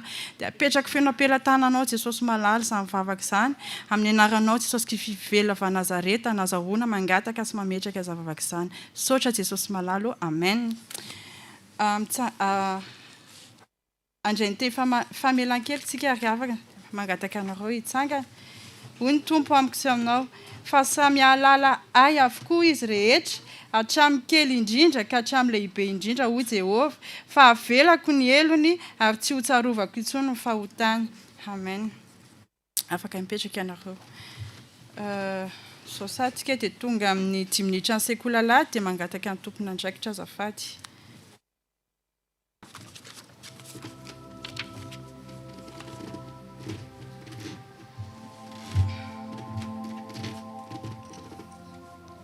Alors je vous dis tous bonjour, nous allons prier. Merci Seigneur de nous avoir donné cette journée, de nous avoir donné cet instant, même si ça va durer que 5 minutes mon Seigneur, ouvre nos cœurs afin que nous puissions comprendre ta parole. Au nom de Jésus-Christ, Amen. Alors aujourd'hui on va discuter un peu, on va parler un peu de l'amitié. Est-ce que vous avez tous des amis ? Oh oui, moi j'ai des amis.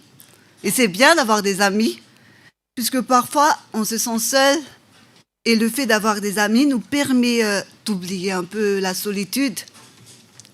Les amis nous aident parfois à chercher les solutions à nos problèmes ou le contraire, puisqu'il y a des amis qui nous donnent des problèmes.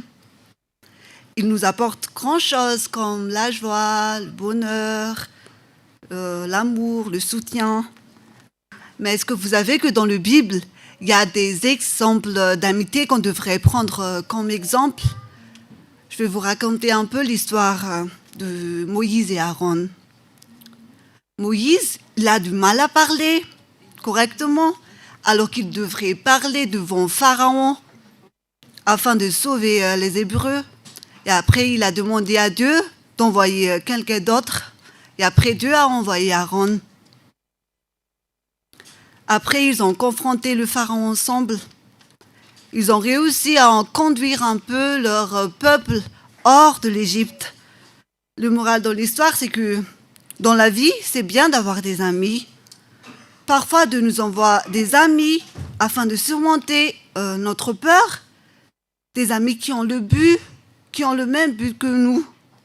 Ce serait mieux d'avoir des amis comme Aaron, des amis qui marchent dans la foi avec nous, mais pas des amis qui conduisent dans l'obscurité, qui nous conduisent à faire des bêtises. Mais je pense que la plus belle histoire dans la Bible, c'est l'histoire d'amitié entre toi et Jésus. Vraiment. Je vous prie d'ouvrir votre Bible dans Jean, chapitre 15, verset 13. Jean, chapitre 15, verset 13.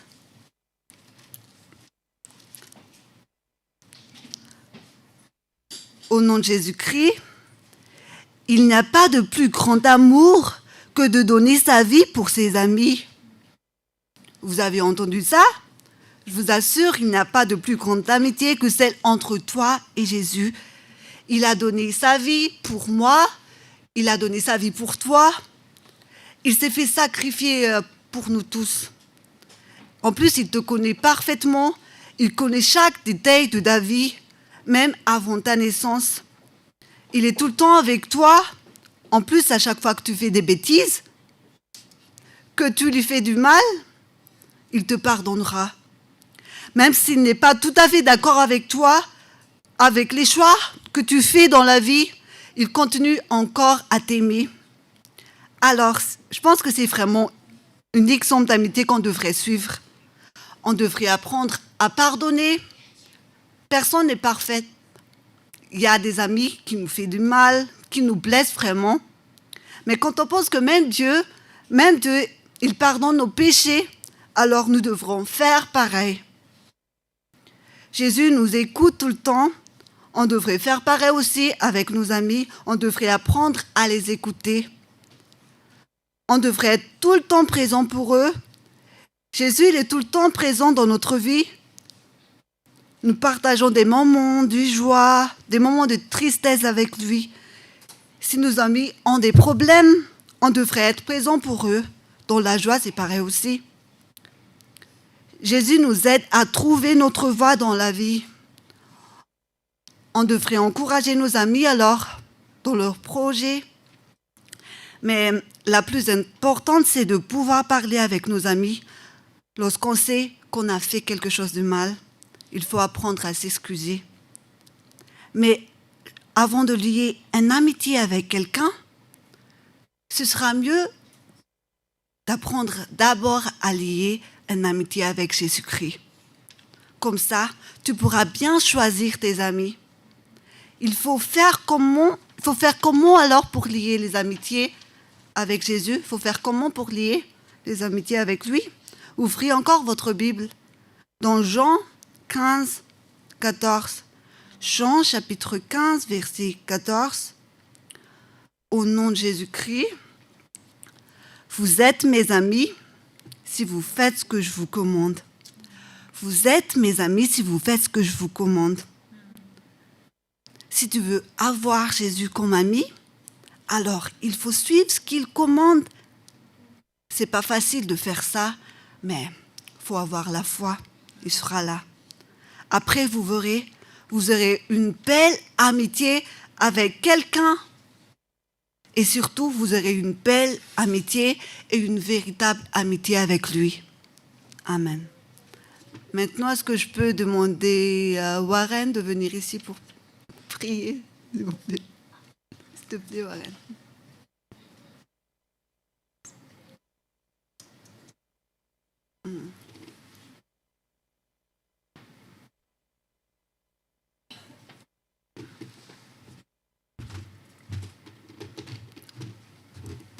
Prions. Seigneur, merci qu'on a encore pu venir aujourd'hui. Merci pour le nouveau souffle de vie que tu nous donnes. Et bénis ceux qui n'ont pas pu venir. Et c'est ton Père que je cette prière. Amen.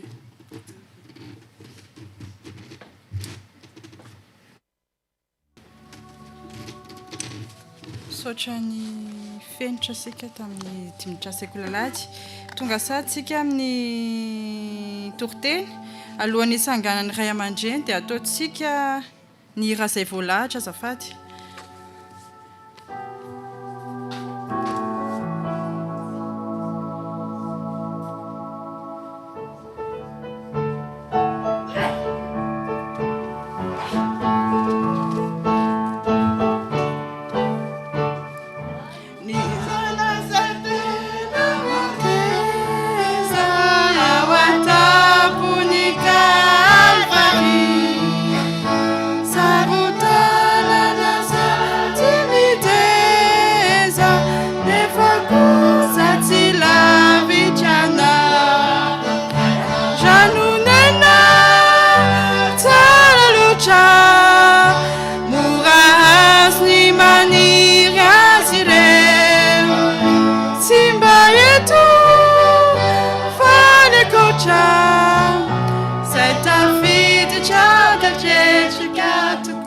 Safady fa tsy izay le hira.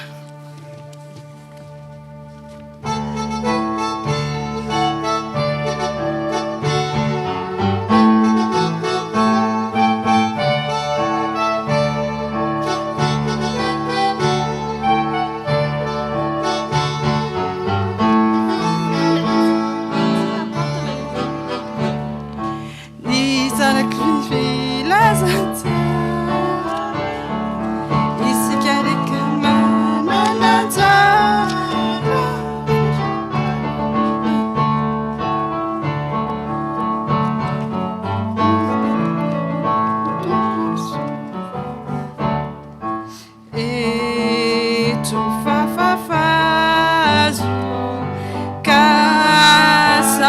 Mazu 98 Misanandro Ni asanize sos tumpusu Gia wantambulentumpu Aukamamba Faye faci Bampae Samtumbu Ni fatakanize Ovara e tua fafazu casa limazoto aya na wisanadu ana etomposo favaksika tudo Andriamanitra ianao ndreto zay Jesosy manatona anao ndray sokafanay ny fonay tsirairay avy andraisanay ny afatra aho fa manakambara aminay ianao Tompo hatramin'ny andohany zao fotoana izao mandraka ankehitriny dia manakambara aminay ianao mino sy matoky ahy Jesosy fa ny fanamasinao efa mameno anay tsirairay avy atakaranay indray Jesosy aho zay rehetra tianao afafy amin'ny tsy maraina ity saotra satria ianao tokoa no rano velona ianao le sorsa mameno any anatina ihany ka raha tsy misy an'izany zay Jesosy dia tena mangeta eta sy reraka ka dia mankasitraka indrindra ianao Tompo malala ny herin'ny fanahinao ane hitaridanana anay tsirairay avy indrindra ny mpanomponao mba hahafahako Jesosy tena hoe manambara ny sitraponao ka zay rehetra tianao ambara Jesosy ho tafapita indray amin'izao ora sy fotoana izao mba ho voninahitry ny anaranao dia mitenena Tompo fandrejo izay mpanomponao vonin-kiaino anao amin'ny anaranao Jesosy no zoko mametraka izany vavaka izany amen petraka sika Tompo tenin'Andriamanitra angalatsika fampianarana amin'izao maraina izao dia ho jerentsika ao amin'ny salamo sotra toko voalohany ny andiny voalohany ka hatramin'ny fahaenina salamo toko voalohany ny andiny voalohany ka hatramin'ny fahaenina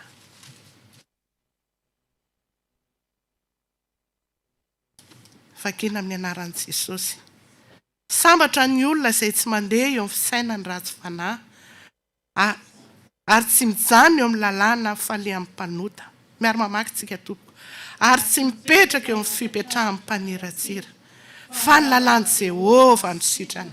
Eny lalàny sainisainy ny andro manalina. Dia tahaka ny azo amboleny eo amoron'ny rano velona izy izay mamoa amin'ny fotoany. Ny raviny koa tsy mba malazo ary ny asany rehetra dia ataony lavorary avokoa. Fa tsy mba toy izany ny ratsy fanahy fa toy ny akoho fa helin'ny rivotra izy ary noho izany ny ratsy fanahy dia tsy hajanona eo amin'ny fitsarana.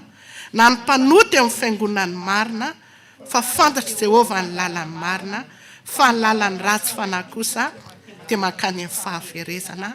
Amen. Izay ny tenin'Andriamanitra ary havana angalantsika fampianarana amin'izao maraina izao. Raha ny andoha ny fotoana tamin'ny fijoroana vavolombelona dia tena ampy, tena efa ampy ny tenin'Andriamanitra rehetrarehetra tena hoe amelona antsika amin'izao maraina izao. Satria tena hoe mila an'ity tenin'Andriamanitra ity tsika ry havana. Ary izany nisaorana indrindra ny tompo hoe mbola manana fotoana tsika, mbola omeny, mbola fotoana izao ry havana. Tena hoe tsy mitsahatra mihitsy ny tompo, miala nenina mandrikariva. Ary dia izany ny atongava antsika tsirairay avy eto indray andrian'izany tenin'Andriamanitra izany. Fotoam-pifoazana androany ry havana. Ary raha fotoam-pifoazana dia izao hoe alahady hafa no ny alahady androany. Satria tsika mihaino ny tenin'Andriamanitra any an-tokantrano any, mivavaka tsika any an-tokantrano any. Fa ny fotoana androany dia izao fotoana natonanao ny tompo. Tena hitondranao ny zavatra rehetra izay mately sy manahirana anao. Eto ny tompo dia miteny hoe makanesa ozy izy. Makanesa ty amiko. Ianareo miasa fatratra sy mavesatra entana. Izao hanome anareo fitsarana. Izay le tenin'ny sekoly lahy teo. Tsy misy afa-tsy Jesosy ry havana. No atonina ary eto tsika dia izao tsy misy bonbon eto tsy misy biscuit eto fa izao ty tenin'Andriamanitra ty no zaraina amintsika. Ka raha ohatra ry havana raha tonga eto ianao dia tena izao hoe ataovy mitrotra mihitsy ny ao anatinao ao. Ataovy misy etaeta mihitsy ny ao anatinao ao. Hoe eona amin'ny tompo iresaka amin'ny tompo ametraka amin'ny tompo ary mitady fanasitranana. Fanasitranana inona ry havana? Fanasitranana ny fanahy. Ary ihany koa fanasitranana ny nofy ihany koa. Satria ireo zavatra anankiroa miaraka ireo, na ny nofy na ny fanahy. Dia ozy izy ny tenin'Andriamanitra eto ry havana hoe sambatra ozy izy ny olona izay tsy mandeha eo amin'ny fisainany ratsy fanahy. Inona moa ry havana izany hoe fisainany ratsy fanahy izany? Misy fisainana izany ry havana izay ananany tony atao hoe olona ratsy fanahy tony. Raha tonga eto tsika androany ry havana dia izao hoe tonga eto anao androany dia mila ny fanavozana ny saina. Mifanavozana ny saina any amin'ny Romanina 12 any dia milaza mihitsy hoe ny fanavozana ny saina ozy izy no hamatarana ny sitrapon'Andriamanitra. Izany hoe raha tsy io saina io no miova, tsy takatra mihitsy hoe inona ny sitrapon'Andriamanitra. Ka raha androany ito tenin'Andriamanitra ito tonga amintsika tsirairay avy amin'izao ora sy fotoana izao dia ozy izy hoe inona mitondra fahasambarana. Inona mitondra fahasambarana? Inona mitondra fahasambarana? Ary tsika rehetrarehetra izao dia izao hoe tena mitady an'izany fahasambarana izany. Mitady an'izany fahasambarana izany. Ny olona eny amin'izao tontolo izao dia mitady an'izany fahasambarana. Fa hafa ny anazy ny heverino fahasambarana. Fa itsika raha mitady an'izany fahasambarana izany dia tenen'ny tenin'Andriamanitra hoe aza misaina tahaka ny fisainan'ireny ratsy fanahy ireny. Raha tonga eto ianao androany ry havana, wakati am-piangonana dia izao hoe aza mieritreritra hoe aza mieritreritra koa hoe satria wakati am-piangonana fa mety hoe manana olana ahako dia mety ihany mety mba hampiadakadana mba hampifalifaly dia tonga eto ianao. Mety tonga eto ihany koa ianao satria mety hoe alahady androany dia mety hoe latsinainy talata larobia lakamisy zoma sabotsy dia miasa ny nofo. Fa lahady mety ho verina hoe fa fahazarana dia miakanjo dia hoe ho any amin'ny tempolon'Andriamanitra. Mety ihany koa ry havana, mety hoe indraindray mety hoe filan-javatra no hahatongavan'ny olona any amin'ny tempolon'Andriamanitra, satria misy zavatra banga eo amin'ny fiainany, misy zavatra mahory azy eo amin'ny fiainany, dia tonga any amin'ny tempolon'Andriamanitra izy satria misy zavatra tadiavina. Tonga eto isika ry havana dia izao hoe andreny tenin'Andriamanitra. Andreny tenin'Andriamanitra isika. Ary misy hafatra lehibe mihitsy ny tian'Andriamanitra ho ampitaina amintsika tsirairay avy ry havana amin'izao maraina vaovao izao. Satria izao tena hoe mandre fontsika. Mandre fontsika be dia be ny tenin'Andriamanitra. Natramin'ny fiandohany tamin'ireny fijoroana vavolombelona ireny ary dia be dia be ry havana ny tenin'Andriamanitra. Varaka ny voalaza tany amin'ny sitrapon'Andriamanitra tany dia mbola maro ny zavatra mbola mety hoe mamatotra antsika, ka mahatonga antsika ry havana, mahatonga antsika ho tsy ho tafavoaka. Ary anisan'izany izay voalaza ny hoe fisainany ratsy fanahy eo.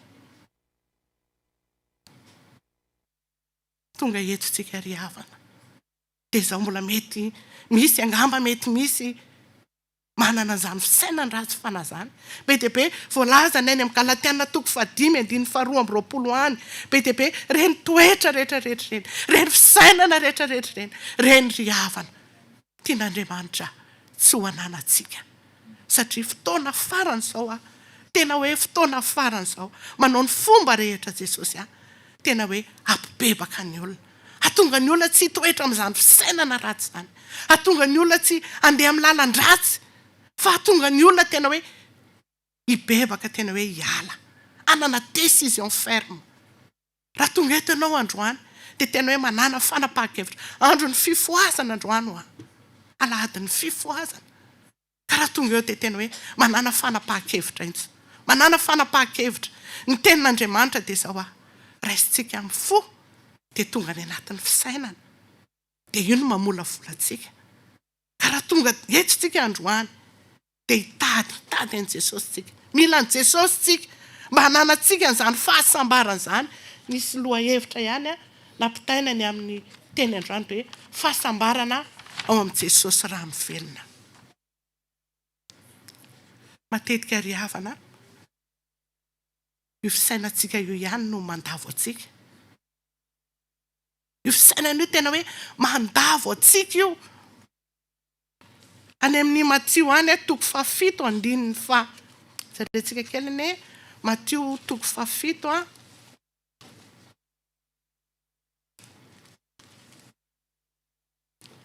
Matthieu 7:7 nasoloka mety marika angambany mety ty sary hafa. Marika 7:7 Marika 7:7 ny 5:12 ny tonon'ny rahavavy telo hoe tamin'ny sekoly alahady hoe ary niantso ny vahoaka keo amindray izy ka nanao taminy hoe miano ianareo rehetra ka mahafantara. Marika 7:5 dia milaza amintsika ry havana hoe fa tsy ny zavatra avy ao velany izay miditra ao anatin'ny olona ozy izy no maloto azy, fa izay rehetra mivoaka ao anatin'ny olona maloto azy. Izay zany le fisainana. Tsy izay zavatra rehetra miditra anatintsika maloto antsika, fa izay zavatra rehetra mivoaka, izay no maloto antsika. Izay voalaza ny tenin'Andriamanitra io. Ka raha tsy miova mihitsy zany tsika ao anatin'izany ny fisainantsika, vao mahatakatra tsika ry havana hoe inona ny sitrapon'Andriamanitra. Ty Romanina 12:20 fantatra tsika rehetrarehetra oka ho amin'ny fanavozana ny saina, atakarantsika ny sitrapon'Andriamanitra. Haitsika tsirairay avy zany. Mila avozana ny saina ry havana amin'izao lalana fanarahantsika ny Jesosy izao. Raha te hahita ny voninahitr'Andriamanitra tsika, raha te hanao izany sitrapon'Andriamanitra izany tsika, raha te hatakatra ny sitrapon'Andriamanitra tsika, dia tsy maintsy manovana eo anatin'ny fisainantsika aoka ny fisainanareo izy tahaka ny fisainan'ny Kristy. Zay ny fisainan'ny Kristy zany dia zao izy dia manao tsara foana. Na misy olona manenjika anazy arak'ilay fijoroana vavolombelona teo dia hoana ozy izy ny aozy izy dia mivavaka ho an'ireny olona manenjika reny voalaza tao amin'ireo fijoroana vavolombelona teo ihany koa fa maro ny zavatra ry havana zay mbola ananantsika mbola toetra tsy mahay mamela heloka. Io tsy mahay mamela heloka io tena zava-dehibe mihitsy, zava-dehibe ary ny famelan-keloka dia tena hoe mampitsotra ny tanan'Andriamanitra. Mahita mirakle ianao ry havana, mahita mirakle ianao rehefa vita zany asa ataonao zany, asa mafy be zany zany ny sarotra indrindra amin'ny kristianina ny mamela heloka, ny mamela heloka. Kanefa ao anatin'ny fanapahan-kevitsika ry havana hoe anao dingana ny amin'izany hamela heloka dia mitsotra ny tanan'Andriamanitra dia mahita mirakilitsika ry havana. Sambatra ozy izy izay tsy mandeha eo amin'ny fisaina ny ratsy fanahy ary tsy mijany eo ny lalana faleam-panota. Ino zany hoe lalana faleam-panota zany?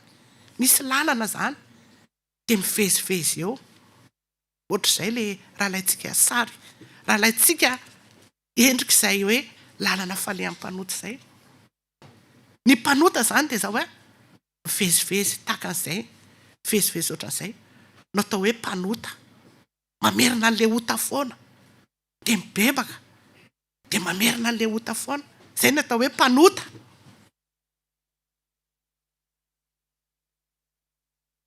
Aza mijanona eo amin'izany ozy ny tenin'Andriamanitra, aza mijanona eo amin'izany intsony hoe ity zavatra anankiray ity efa zavatra ny elana.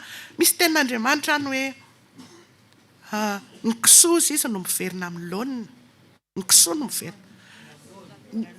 Misy tenin'Andriamanitra izay na lohany izany hoe ny kisoa zany mihinana dia mamerimerina zany, fa rehefa ao anatin'izany hoe kristianina zany dia tsy mijanona eo amin'izany lalana faleam-panota zany tsontsika ry havana. Androany raha enontsika izany tenin'Andriamanitra izany dia zao hoe ataovy misy zavatra miova, aza mijanona intsony eo amin'izany lalana faleam-panota zany ary tsy mipetraka amin'ny fipetrahan'ny mpaniratsira. Inona moa zany hoe mpaniratsira zany ry havana? Ny olona mpaniratsira dia olona manaiky eo anatrehan'i Jesosy ohatra, fa rehefa avy eo dia zao mamerina ihany, ny atao ihany no atao. Zany no atao hoe mpaniratsira ry havana.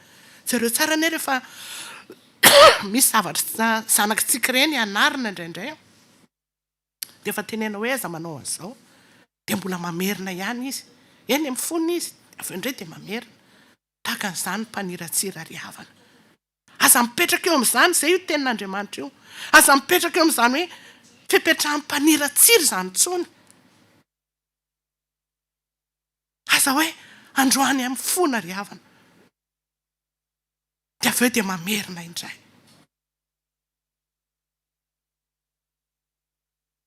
Tena izay mihitsy ny tena tia natongavana androany ry havana, tia natongavana hoe tena hoe izay rehetra hitanao izay rehefa afaka teo hoe tsika misy zavatra tena hoe efa nafahan'i Jesosy, efa nafahan'i Jesosy dia zao miverina indray tsika amin'ilay zavatra efa nialana iny.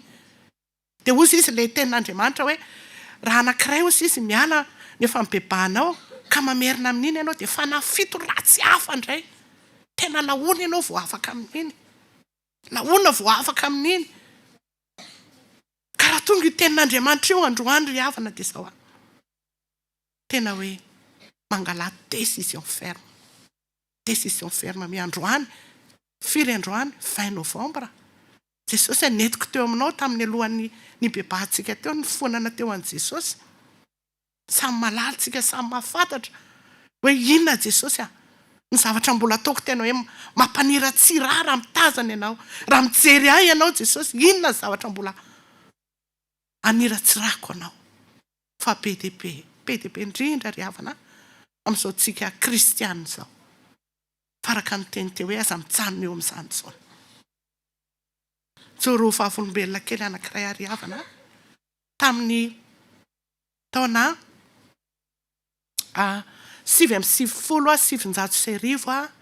13 oktobra 1999 no tontokanana mpiandry ary tao anatin'izany havana dia zao rehefa andeha hotokanana moa dia zao atao dinidinika masana tamin'izany zany hoe hotokanana mpiandry zany teo amin'ny 297 teo izay no hotokanana ary dia rehefa hotokanana dia atao dinidinika tsirairay avy hatrany etapindoha hatrany Ampaladia ny any anatina ho any ny ety ivelany dia zao tena mahita ny ray aman-dreny ry havana tena mahita dia rehefa natao ny dinidinika dia tamin'izany fotoana izany moa voloko moa dia fohy kely ohatran'ny foana dia tao anatin'izany anisany tenenan'ny ray aman-dreny tamin'izany hoe ny endrika ivelany rehetrarehetra izany tamin'izany fotoana izany dia nalavaina ny voloko io za moa tsy tena hoe nalavaina ny volo za tsy manao akanjo fohy izany ny akanjoko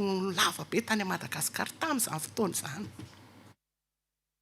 rehefa natao ny dinidinika dia zao anisan'ny tena mbola mibebaka tena mbola be dehibe nitan'ireo ray aman-dreny ireo za sy lera vaviko tsy tadidiko izay na niaran-tokanana na prekeliko izy no nitokanana izy nefa ny dia zao niditra tao amin'ny ray aman-dreny izy tsy mba nisy neninina mihitsy mitovy izay roa fa ny azy tsy mba nisy neninina fa za ry havana tena hoe laona mihitsy ny zay hoe voatokana tamin'izany hoe mampiandry zany dia rehefa teo nambaran'ny ray aman-dreny mandehany ianao mandehany ianao io fonao io mandehany ianao fa mbola misy mananala elo aminao mandehany ianao mibebaka daina aloha miverina dia miverina indray ianao miandry toro manaraka indray daina ianao mangatamy Jesosy ane miteny hoe iza dia mananala elo aminao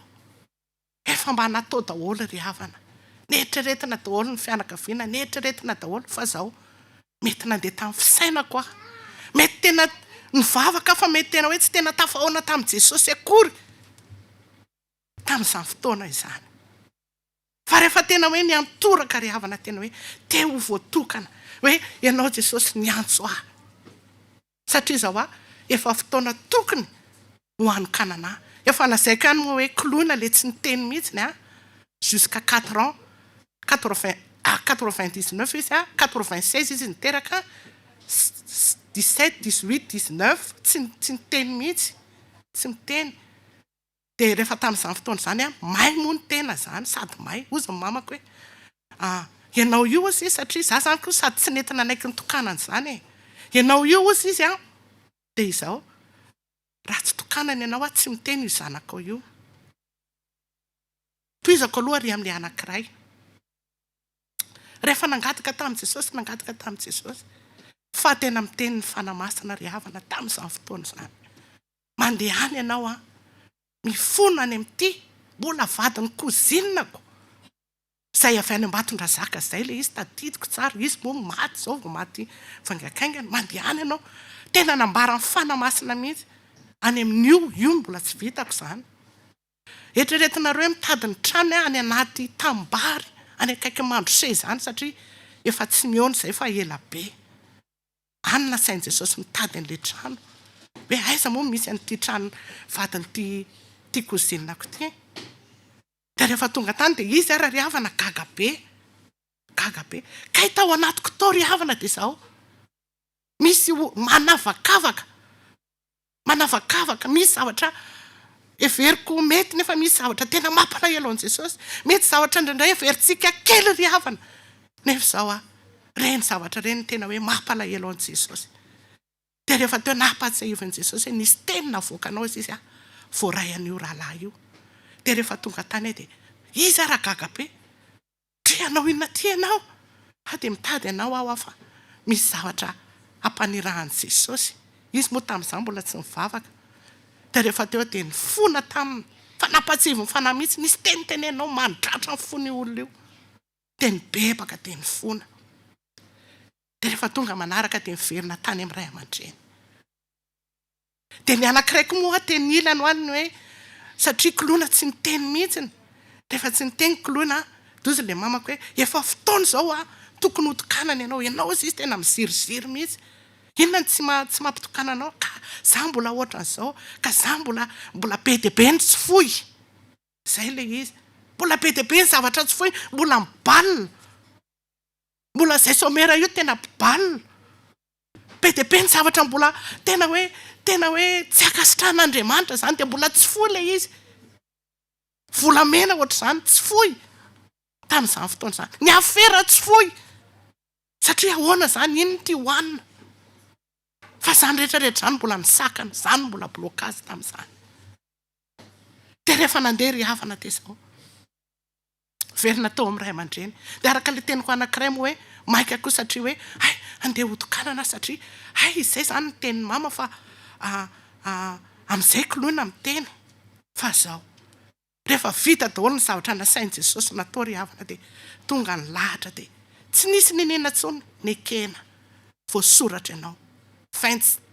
297 numéro ako mbola ato amiko ato numéro ako tamin'izany de anisan'ny voasoratra fa voaray fanekeko an'izany fotsiny oktobra novambra desambra kilona mikikika papa anana teny tsy nijazao moa izy efa lasa mipatsetsaka be io zao ankehitriny zao indray izandray no miteny ay ianao kilona tena ohatrany teny be loatra ianao tena ohatrany nefa nangatana tamin'i Jesosy zany tamin'izany fotoana zany ka zay le izy ry havana misy zavatra tiany Jesosy tsy hipetrahana intsony satria manjary lasa tena hoe le mpaniratsiritsika ary rehefa mpaniratsira de zao tonga eny ny valiny zavatra rehetrarehetra fa rehefa manana décision ferme amin'izay ianao hoe Jesosy tena zao kosa ny tia tena atreto ampy zay ozy izy ny andro rehetra ny ainako tao anatin'ny fahadalana rehetra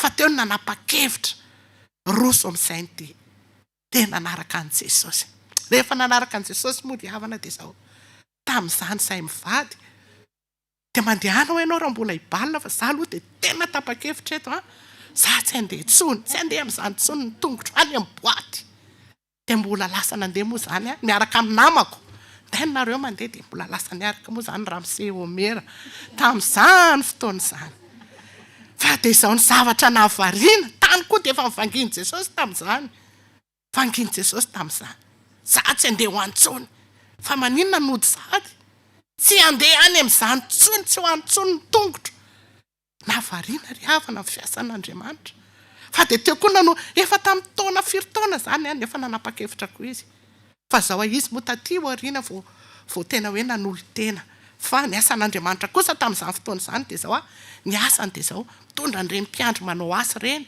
makany Fianaratsoa makany any amin'ny province rehetrarehetra reny rehefa misy asan'Andriamanitra satria ny asan'Andriamanitra moa de be mihitsy ny any na any amin'ny province na eraky Madagasikara de tamin'izany izy efa nanolo tena hoe izy mpitondra an'le olona mpitondra fotsiny mpitondra ny olona fotsiny fa ohatra manery ihany koa moa tamin'izany fotoana izany ry havana hoe rehefa tonga tany izy ny tokony hijoro vavolombelona fa ohatra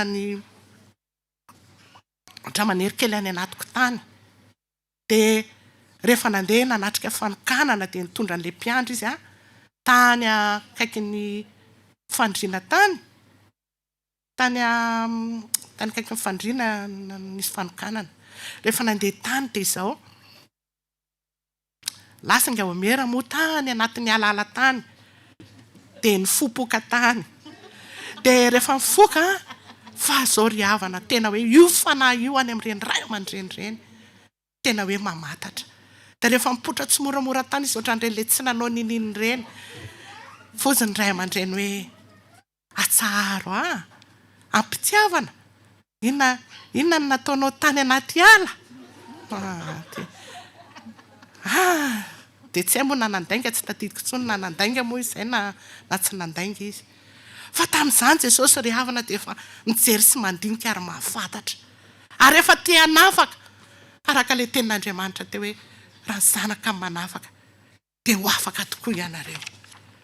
Tena fan'Andriamanitra moa dia izany te voninahitra Andriamanitra. Ozy izy hoe lalàny Jehova ny sitrany. Eny lalàny saintsy andro manalina. Ry havana, ao anatin'io fisainantsika io amboary ane mandalo zavatra sarotra ianao. Mandalo olana ianao. Dia araka n'ilay teny fijoroana vavolombelona teo hoe mangala verse. Saintsaino ane. Saintsaino hoe inona ny olana andalovanao dia saintsaino le tenin'Andriamanitra. Dia tena hoe eritrereto mihitsy dia tena hoe ampiaro mihitsiny le tenin'Andriamanitra. Satria izay ny teny eto hoe izany lalàna izany ny tena sitraka Andriamanitra. Fa raha mampiatra an'izany ianao ry havana dia tena izao hoe miaina amin'ilay tenin'Andriamanitra ianao, pratika an'ilay tenin'Andriamanitra. Fa raha tsy manao pratika tsika ry havana dia izao tahaka mivezivezy ohatrany eo amin'ny lalàn'ny falehan'mpanota. Tsy afaka mihitsy tsika. Vezivezy eo foana. Misy zavatra tsy mety afaka mihitsy. Misy zavatra tsy mety afaka. Dia raha indray misy zavatra akama mihitsika mihitsy. Tsy mety tafala. Toe-po ohatra. Toe-po ohatra. Tsy mety afaka mihitsy tsika. Ary izay mahatonga le izy satria vezivezy eo tsika. Ohatran'io lalàn'ny falehan'mpanota io. Fa mangala mihitsy mangala décision ferme. Te ho afaka ianao. Te ho afaka ianao. Tia Jesosy. Tia zavatra ty. Te ho afaka amin'ity mihitsy ny dia mangala ho aty tenin'Andriamanitra. Fa ozy izy hoe tahaka ny azo ambolena eny amoron'ny rano velona ozy izy. Ny raviny tsy mba malazo ary ny asany rehetra dia ataony lavorary avokoa. Azo ambolena eo amoron'ny rano velona.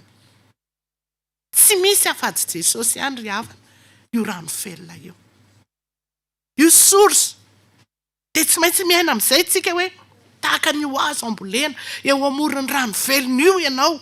Raha te hamo ianao. Dia misy ravina maitso ianao. Izay ilay mirakla. Misy zavatra miseho eo amin'ny fiainanao io. Ary tena marin'ny Jesosy io tena mahita mihitsy ianao. Tena hoe andray Jesosy tena andray izany vokatra. Tena omenao anaty amin'ity zavatra anankiray ity. Zavatra anankiray fotsiny ijoroko vavolombelona kely. Teny tamin'ny Rala Fabrice hoe nisy zavatra ho tany ampiasana. Nisy zavatra izay moa nangatahanay izany tamin'ilay patron-ako. Dia rehefa nanoratra an'ilay izy dia nidina tany ambany. Dia izy repitra be izy. Dia ilay taratasy izany nomena azy androany ohatra dia rapitsa miandro valin'ilay izy. Dia repitra be izy dia rehefa repitra ilay patron dia ohatrany nataony ambikambony izany ilay zavatra nisoratana nangatana taminy. Dia tao ambany tao ary havana dia izao nataoko. Jesosy sahirana be io i Madame Franel. Fa izao Jesosy izaho mba miandry ny valin'ilay taratasy nisoratana tany aminy. Tena miandry aho Jesosy. Sady manao aspirateur izany. Miandry aho Jesosy. Fa tena teneniko anareo ry havana. Tena tout de suite. Henriette tonga dia niatso ny anarako izy. Est-ce que tu peux monter s'il te plaît? Dia miakatra. Dia tonga dia nomeny ny valin'ilay izy Hitanareo. Andriamanitra tena hoe tout de suite izany rehefa tena hoe mino ianao. Na velona daholo misy zavatra tena manahirana be anazy, manana problema be izy. Fa napetrany. Fa mivaliana ilay zavatra nangatahako taminy. Tena avariana tena hoe gaga mihitsy ny ary havana. Hitantsika ohatran'izay. Le fiasan'Andriamanitra. Rehefa manao pratika n'ity tenin'Andriamanitra ity tsika dia tena tout de suite koa Andriamanitra. Miaino antsika. Dia mamaly antsika. Fa izao ny tsy fahampian'ny finoana, tsy ny tsy fahampian'ny pratika, sy ny fahatokiana arak'ilay fijoroana vavolombelona teo. Ny finoana ihany sy ny fahatokiana. Izay le finoana sy fahatokiana. Fa raha vao mino ianao, tonga dia tonga ry havana. Tena hoe miasa Jesosy.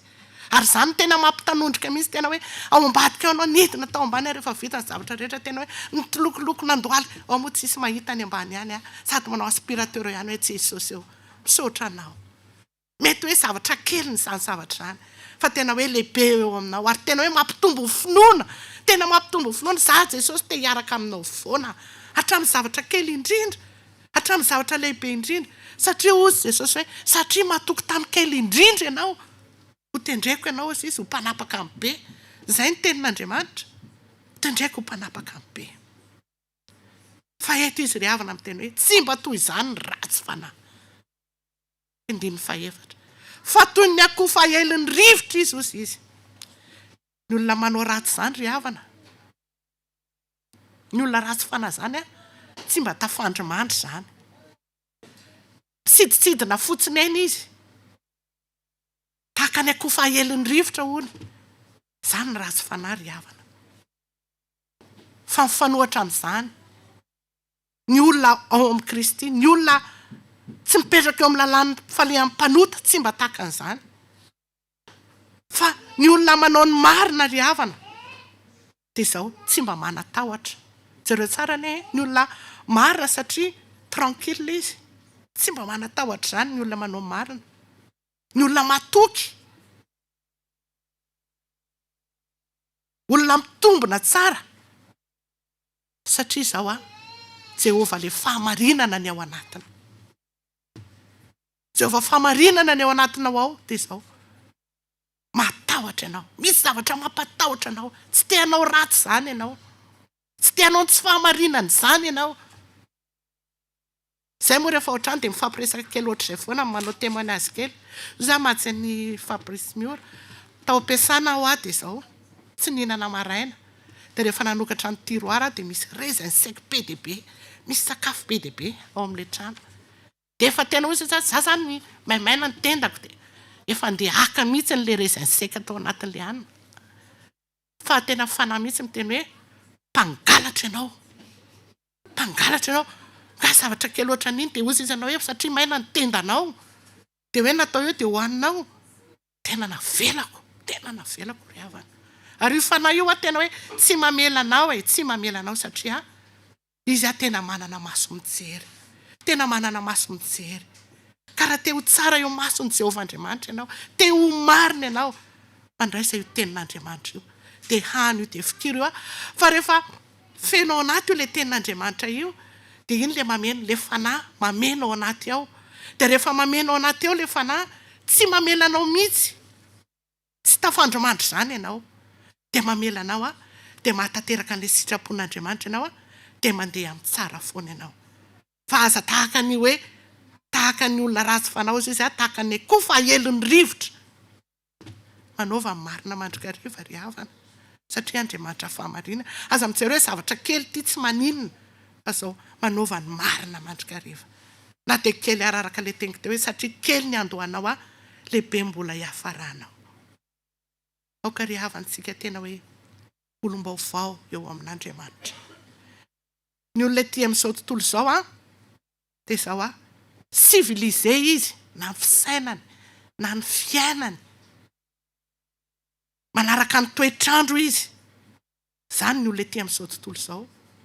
Fa tsika tsy tahaka ny olona ety amin'izao tontolo izao ny olona zany hoe manaraka an' Jesosy zany. Ny olona ao amin'ny Kristy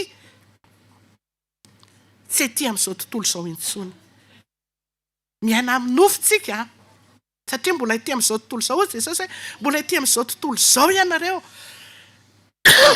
Tsy hanalanareo ety amin'izao tontolo izao satria mbola miaina ety amin'izao tontolo izao tsika. Tsy afaka miala tsika fa mbola miaina ety amin'izao tontolo izao. Kanefa kosa ety amin'izao tontolo izao iainantsika ety dia izao misy zavatra tokony hampiavaka atsika. Misy zavatra tokony hampiavaka atsika. Satria na tsy civilisé ary ianao. Manana fomba fiainana ao amin'Andriamanitra. Fiainana manao ny marina. Fiainana manao ny sitrapon'Andriamanitra. Dia ireny voalaza ny tenin'Andriamanitra rehetrarehetra ireny. Tia azo sitraka eo amin'Andriamanitra ve tsika? Aoka olom-baovao amin'ny Kristy tsika ry havana. Izany no antom-pahavelomantsika. Osy ilay nijoro fahafolom-belona teo satria ianao no antom-pahavelomako Andriamanitra. Ianao ny antom-pisiko Andriamanitra. Za Jesosy te ho marina eo aminao. Te azo sitraka eo aminao Fa raha voinao fotsiny ry havana misaina zany satria izany le fisainana tsara mahafaly ny tompo dia izao mahita ny voninahitr' Andriamanitra ianao eo amin'ny fiainana rehetra. fa fantatry Jehova ho sisy ny lalany marina. Fa ny lalany ratsy fanahy kosa makany amin'ny fahaverezana. Makany amin'ny fahaverezana ho sisy ny ratsy fanahy. Ka raha tsy teo any amin'ilay fahaverezana tsika ry havana dia izao. Arao ilay lalany marina. Lalany marina. Inona marina? Ty ten'Andriamanitra ty ihany marina. Andriamanitra ihany marina. Andriamanitra ihany fahamarinana. Ka dia izao, akatoavy. Izay ilay tamin'ny sekoly alady teo. Akatoavy ny tenin'Andriamanitra. Akatoavy. Aza tao fomba fotsiny ry havana tonga eto tsika izao dia ny tenin'Andriamanitra dia ohatran'ny mahazatra ihany tonga dia inona ilay teny teo? Indraindray raha tsy tadiditsika. Indraindray raha tsy tadidy hoe inona ilay teny tenenina teo androany. Fa iaino ane ry havana. Iaino io. Aza mandeha amin'ny fisainany ratsy fanao izy. Dia avozy no anatin'ny sainao. Manana fisainana tsara. Fa raha manana fisainana tsara foana ianao amin'ny zavatra rehetra. Madio izay jerenao.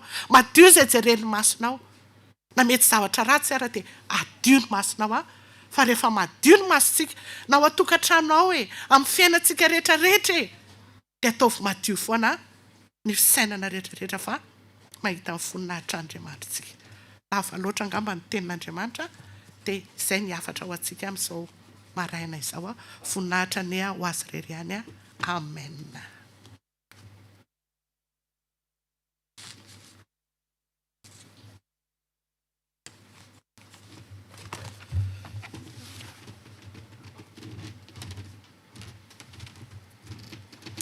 Saotra ny ray aman-drentsika tamin'ny fizarana ny teny. Zao tsika dia tonga amin'ny fotoanany choral. Mangataka ny choral androsana ny anjara irana.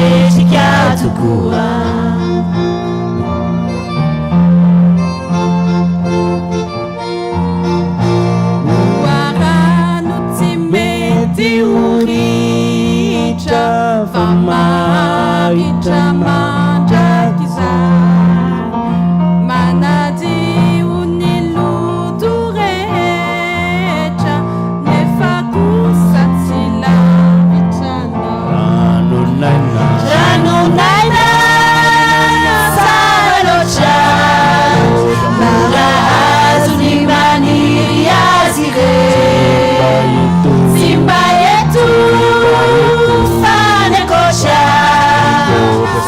tafidy trao de tretrika tokoa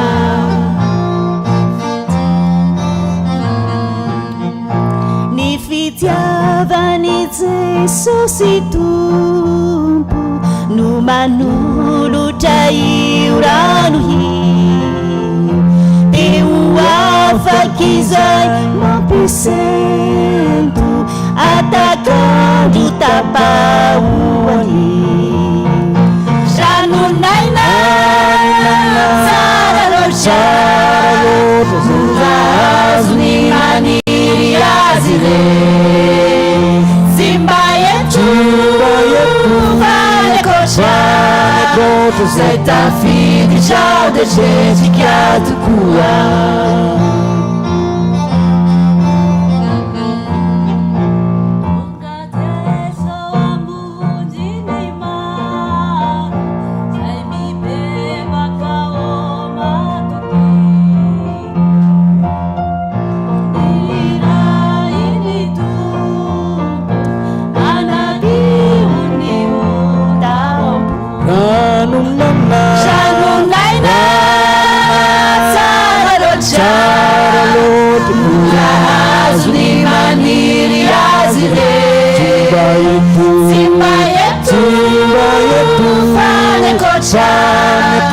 zay tafidy trao de tretrika tokoa ranonaina tsara loatra mora azony maniry azy re tsy mba eto fanyakoatra zay tafidy trao de tretrika tokoa